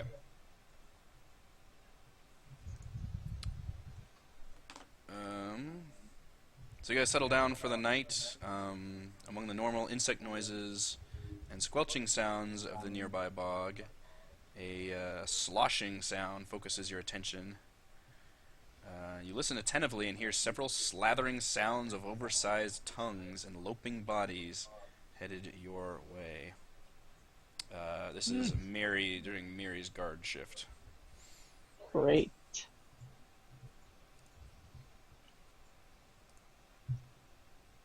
So I'll give you a moment Are you alerting us? I'll give Yeah. you a moment to react We're to gonna that. walk around and start waking everybody How up. much time do we have before they get here? How much time does it take to put your armor on? Like 10 minutes? Like 10 minutes? Yeah, 10 minutes? Yeah. That's not going to be enough time. I could put on like legs or the chest in like, I don't know, a few. You don't use a shield, do you? You just use the armor? No, just, yeah. Yeah, you're just in your undergarments. Alright. I need to turn that off. Do you guys want to do this combat, or do you want to call it for tonight? How are you guys feeling? I'm good, but it's only 9:30 for me, so my answer is We'll do this last one. Okay. Ghouls. ghouls. Oh, I thought it was going to be large toads. Large toads. Rodents of Yeah, a group of ghouls. So Miri, you are alerting everybody, so there won't be a surprise round. But a group, since you've rolled way better perception than their stealth, group of ghouls burst into the campsite, followed by a larger, more intelligent-looking specimen, a ghast. Oh. They look at you with an eager hunger. As I Wait. open the window. A 27 initiative?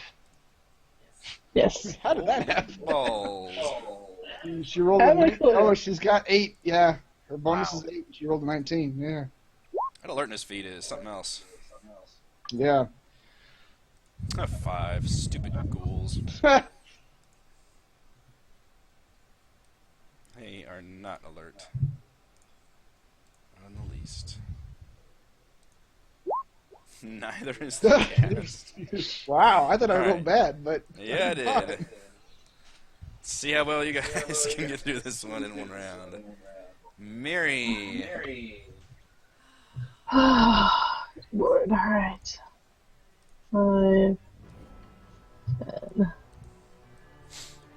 15. Can I go ahead and pick up a little torch thing to extend my light? Yeah, I believe I rolled that was a thing we could do. 15.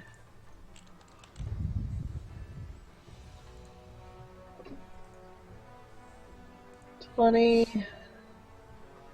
And then I will attack this guy because I can't tell what it is. I will. 'Cause I don't like being jacked with. When I'm trying to. Oh, you've got Lightbringer too. That thing can act as a fucking torch. Oh yeah.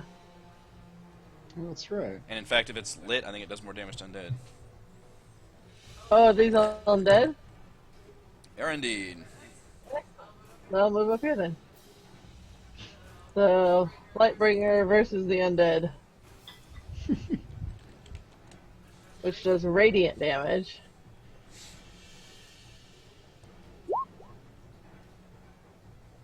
It's a pretty good hit. Yep. 22 will hit for 7 damage.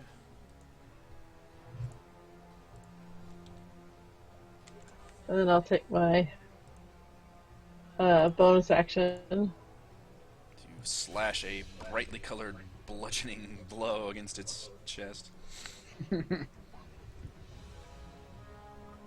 12 is not good enough. It's dumb. Talus? Oh, I forgot to roll for what's her face. She's still asleep. I assume she woke up with everyone else. Should just keep her window open.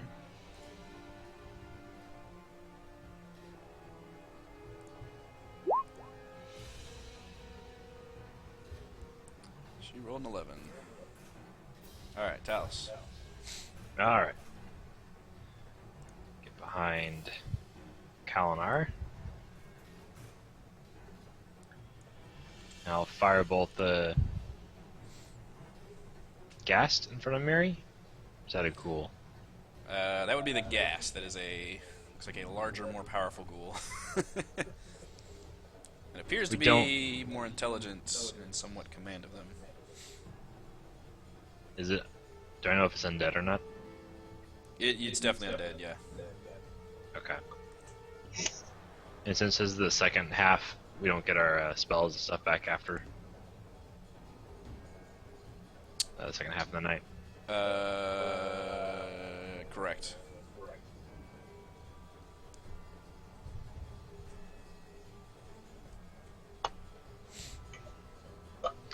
Okay. Yeah, I'll fire a... Although I think you're pretty close to the next town.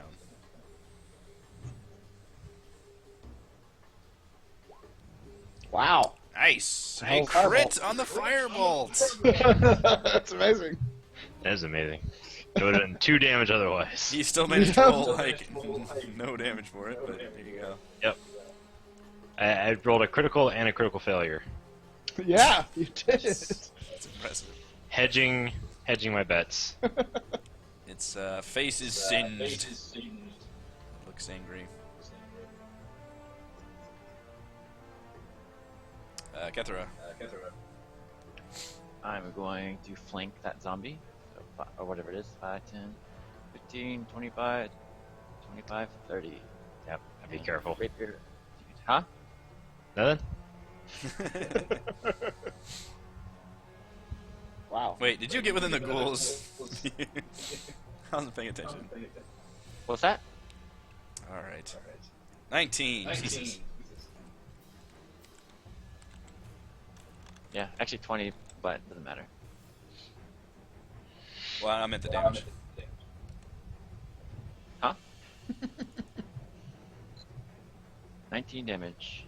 Yes, that is massive. Massive.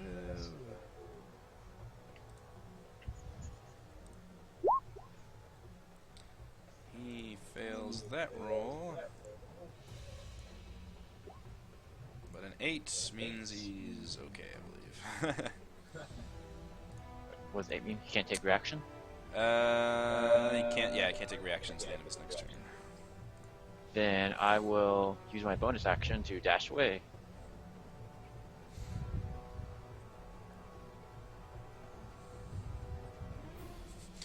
Just, I picture some of you like just still trying to figure out what to do, and Kethra just runs, weaves the way through you, stabs that guy in the back, and then weaves back, all while you're still contemplating for a few seconds. Yep. I'm still getting up out of my sleeping bag. I'm still asleep. Guys.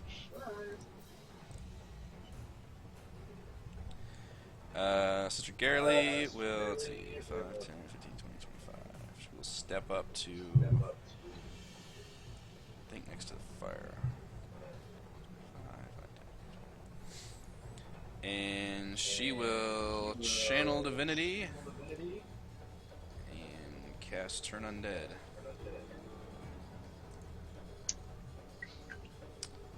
Did you make her so you could cast magic? I told you she's level 2 cleric. So every undead has to make a wisdom saving throw. However, the guest presence allows any ghouls nearby to have advantage on saving throws against effects that turn undead. This feels like Eric playing chess against himself. I know. I counter your move with the move I thought of.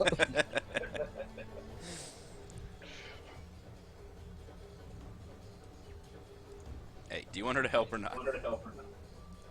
Yes, absolutely. Even if she's not aware of the gas, whatever her powers. like Wisdom. leadership powers. Well, she's not aware. That's why she's doing it. Yeah. The ghast, however, allows this to happen. Alright, so wisdom saving throw on the left guy. Advantage 6 means. Oh shit, they're still whispered. My bad. Alright, he rolled a 6. So he fails. Middle guy also fails terribly.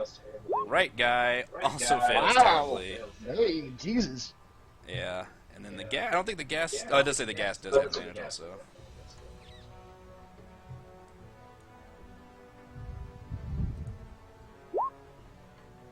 Alright, the ghast negates it. However, the rest of them must spend their turn trying to move as far away from the caster as it can. Which, unfortunately, I did not build this map to allow that at all. But now you know that they are terrified right now. Kalinar. Except for the ghast. But the ghast looks like it's almost dead also. Yeah. Connor wakes up, looks around. Cleric's doing something. It looks like bad none of the undead. Well done, cleric. My name is Sister Carolee. I don't even refer to my friends by their names. Aw, we're your friends? Aw. So touched right now. Check and mate, Kalinar. Yep. Alright, you murdered the shit out of that ghast. Between you, Miri, and Kethra, having insane blows. Y'all get to look at Kalinar's pajamas. Didn't we say they had little, like, dragon heads on them or something? Yeah. In the skivvies. He's just running around naked with a sword. Just Yep. He's gonna go after this one. Alright. The one trying to run away. You woke me from my slumber. He is super pissed. Yes. Jesus. There's that 15 again. If that doesn't kill him, It does not. okay. A surge of golden light goes from the hilt of the sword into the... Where is this? Oh, it's not. It's in class. No, I don't even have a thing. Divine Smite. 2d8 for first level, plus 1d... You've got Plus the 1d8 character for undead. sheet. 3d8 damage. I can't. I've been trying to figure out what's actually wrong with my weapon roll, and I can't figure it out. We'll try to figure it out before next week. Plus 13 Good damage. God! It's not like undead. No, he doesn't. 28 Yes. is not a killing blow. But that is Oh shit! massive damage, and he looks like he is almost dead. But we'll see if the massive damage does him in.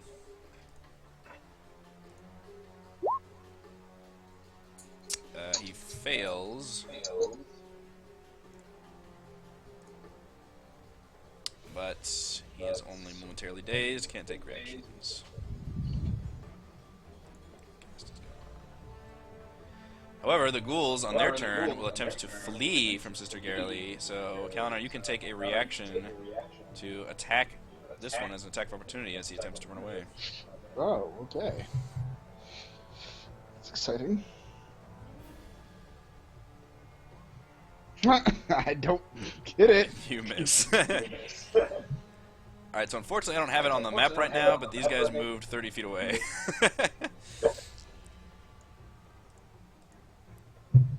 And let's see, how long does that last?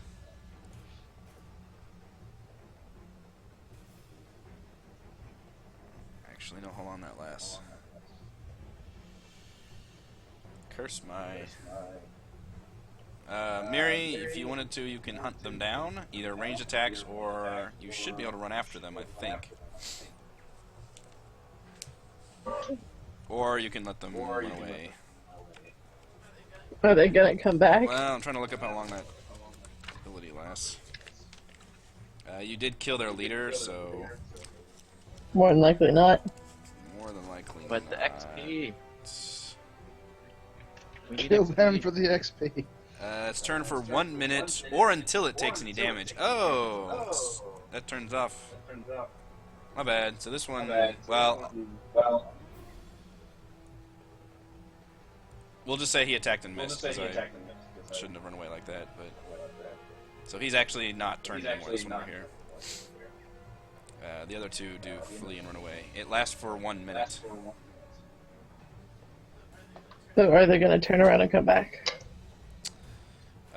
They're ghouls, so they probably would. I would probably roll.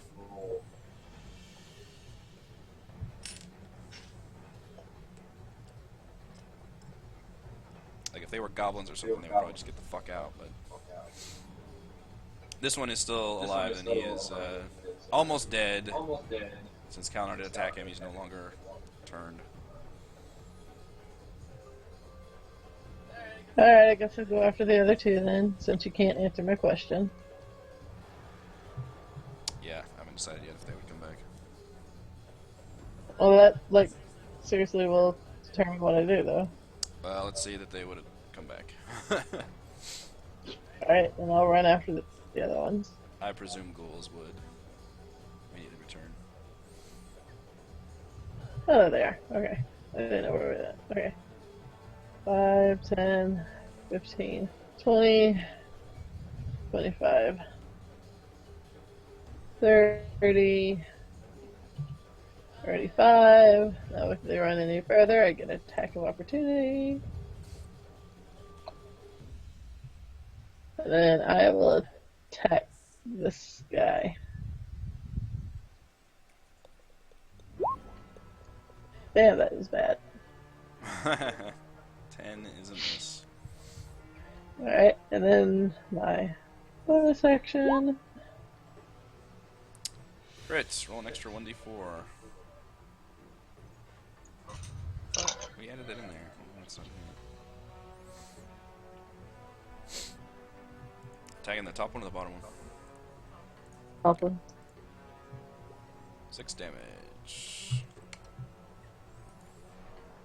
Talus, so Miri and the ghouls are a lot farther away than it shows on the map.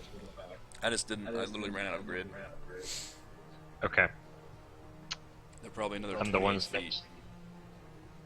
that. Okay, I'll move up within 10 feet of Miri. So like Okay. to this position. Yeah. It's all relative now. So which ones? What does their health status look like? Miri attacked the top one, and it is, I would say, wounded. Okay. But it's also not going to run away anymore. That's true. The bottom one is still technically feared. Okay, I'll cast Scorching Ray, and I'll fire 2 rays at the bottom ghoul and 1 at the top ghoul. So the first one will go to the top ghoul. Alright. And then the next 2 will go to the bottom one. Alright. Alright. Alright, hits. It's really bad. Yeah. 5 damage. Now they're both wounded. Kethra? I'm gonna run on over and not worry about the running. I'm just gonna pull out my crossbow and shoot the bottom left one. Yep.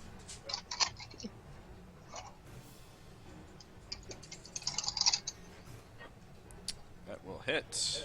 17 damage. I think that's massive damage. Yeah, it is. Barely misses. Save.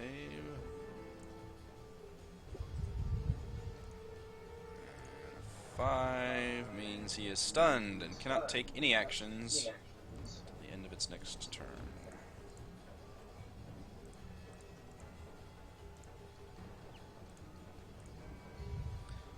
Okay.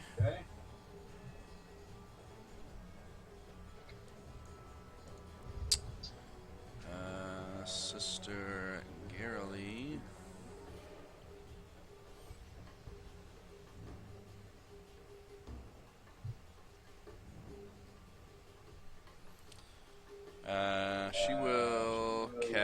She will grab a vial of holy water and throw it in the air, and it glows with a light as it hits the ground and absorbs into the ground, and she will cast Bless. Oh boy, I know that one. 3 creatures There's like- within 30 feet. No. Whenever a blessed creature makes an attack roll or a saving throw, roll a d4 and add the result to the attack or saving throw. And she will bless Kalinar, Mary, and Kethra. Well, actually, Mary's probably not in range. 'Cause you're like another 20 feet out there. So she'll. I'm within 30 feet. Well, you're this whole group is like another 20 feet off the map because I ran out of map. As you guys have for a while, so she'll bless Kalinar, Talus, and Kethra. Is Kalinar still near us? Mhm. Yeah. Yeah, I because that guy remember didn't it all. run. Because technically, he attacked this ghoul. He right hadn't away. run yet. Yeah, he never got a chance to run because then he got damaged. Right, but aren't we further away than we are on the map? I'm not. I shot from a distance. I don't I think think- the three of us are. I think that, Miri well, you is. should all still be within 30 feet of Garrely, though. It's like she might have had to like move up a little bit, Okay. but I think you're still within 30 feet. And that is her action. So Kalinar. Counter lights a torch because he has no fucking idea where the zombies are at this point. Ghouls. It's so dark. I don't see anything. Wait, You guys there's aren't one right in spending front of these you. torches, I assume. Oh, okay. Apparently, I couldn't see the one right in front of me. He's startled by. It's like a horror movie. He lights the Yeah, torch. lights the torch and you see the ghoul like right there. Oh god. Kethra just shakes her head. Yep. He will Not all of us swing have out. dark vision. I fixed it. I also didn't hit him. You did, and yeah. I was too Wait, startled by wait. that. You get to roll a d4 and add it to the attack Oh, okay. If that will for help. the bless. Does an 11 hit? 11 does not hit, sadly. Okay. Ghoul turn, finally. And you have not managed to kill any of the ghouls. So, ghoul on the right will attack Kalinar.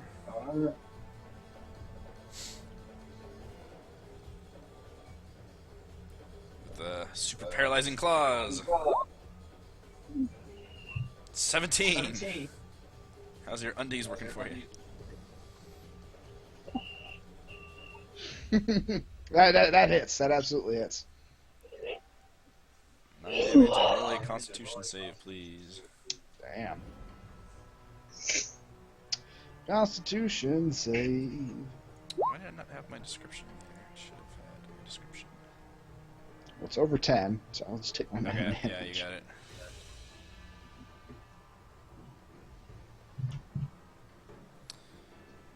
He tore Right. through my skivvies! You bastard! Those are your only pair. Yeah, this ghoul. Talus, you notice this ghoul actually looks at you in a very odd, like startled kind of fashion, and you hear Which like one? the one that's not stunned, and you hear an odd like laughing at the back of your head, and you see a brief image of that skull that you found, like flying just for a second and laughing. And the ghoul actually looks very startled once that like vision ends, and quickly turns away from you and attacks Miri. Wow, What? that's cool. What is happening? And misses. He was so startled. Yeah. Miri, so now this one is no longer stunned. Okay. I'll attack the guy next to me. This one.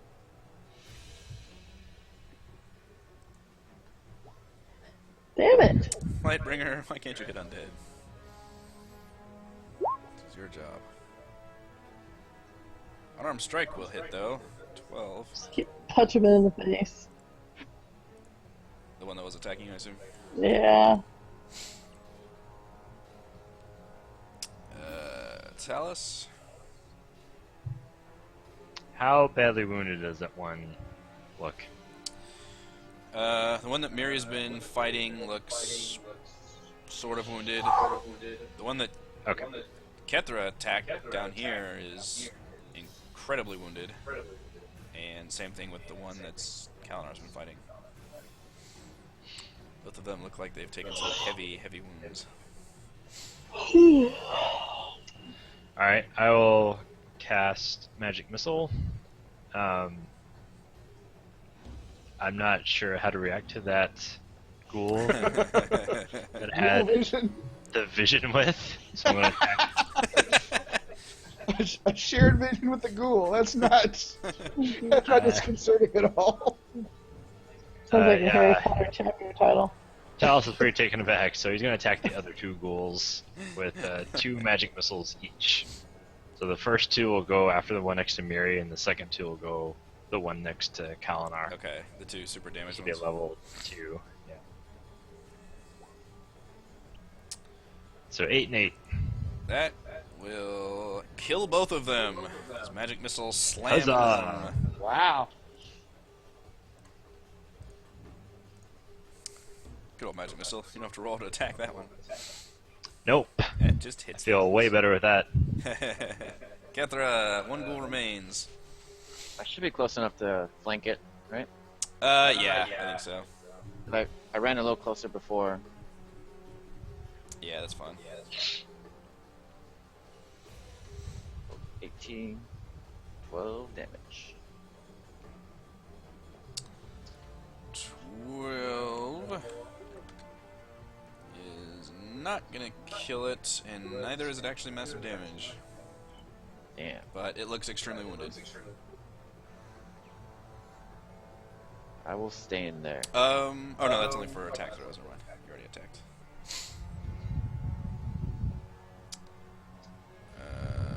Sister Garely, I don't think any of you are really wounded.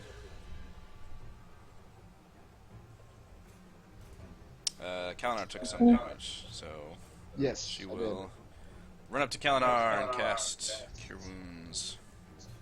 did. Mmm. Delicious. Fuck you! You yelled at her. When did I yell at her? I didn't know she. I still don't know she's a Harper. You didn't yell. 8 plus 5. Man!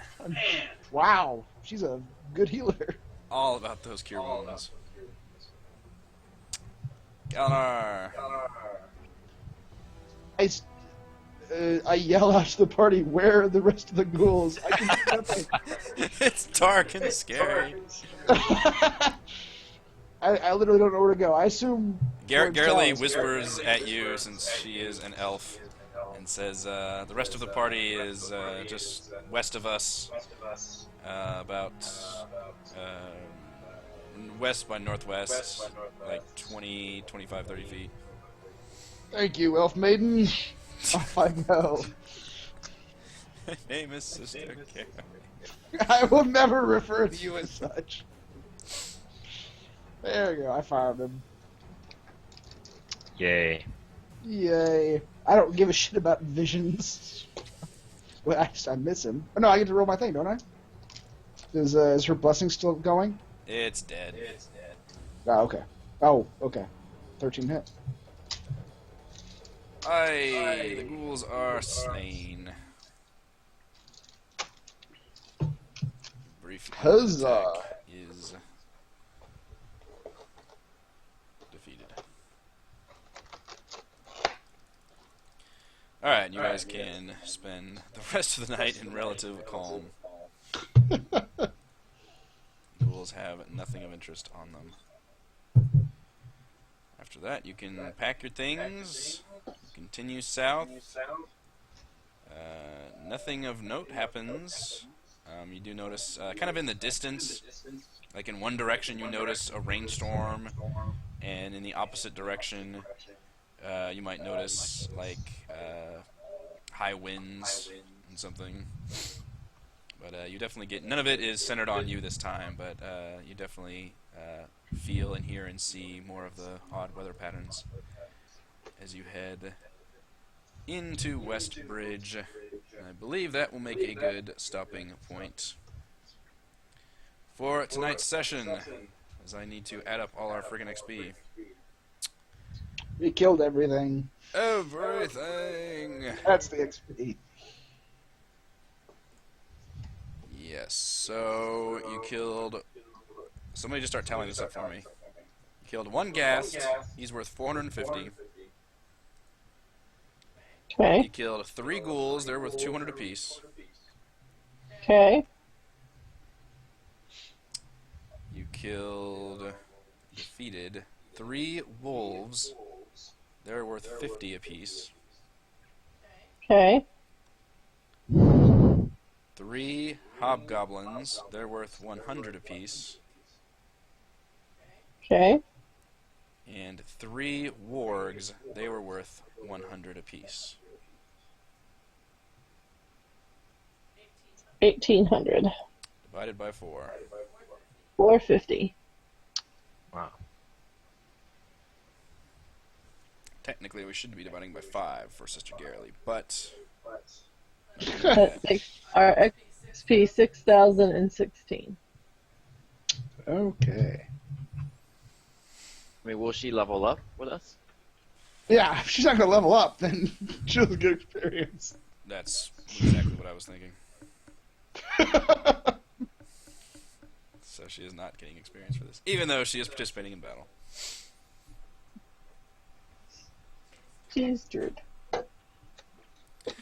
Alright, so that will bring an end to our first session for Princes of the Apocalypse. This is quite different from anybody that is actually running the normal Princes of the Apocalypse, because I'll go ahead and tell you, the normal adventure has you start in Red Larch.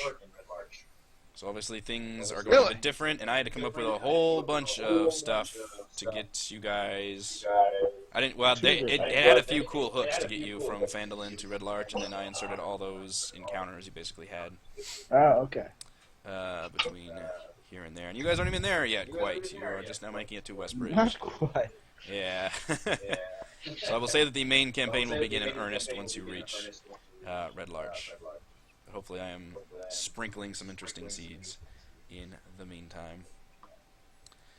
Calendar doesn't like weather. It's all so bad. Weather bad. He does. Weather bad. Weather can't be judged. How do you defeat the weather? There will probably be things you can judge later on. Thank you to Chris, Heather, Raymond, and Reese. I am Eric. We are here. Now we're going to be here every Sunday evening at 9 p.m. doing Dungeons & Dragons Princes of the Apocalypse. See you guys next Sunday. We go Red Larch to the hills.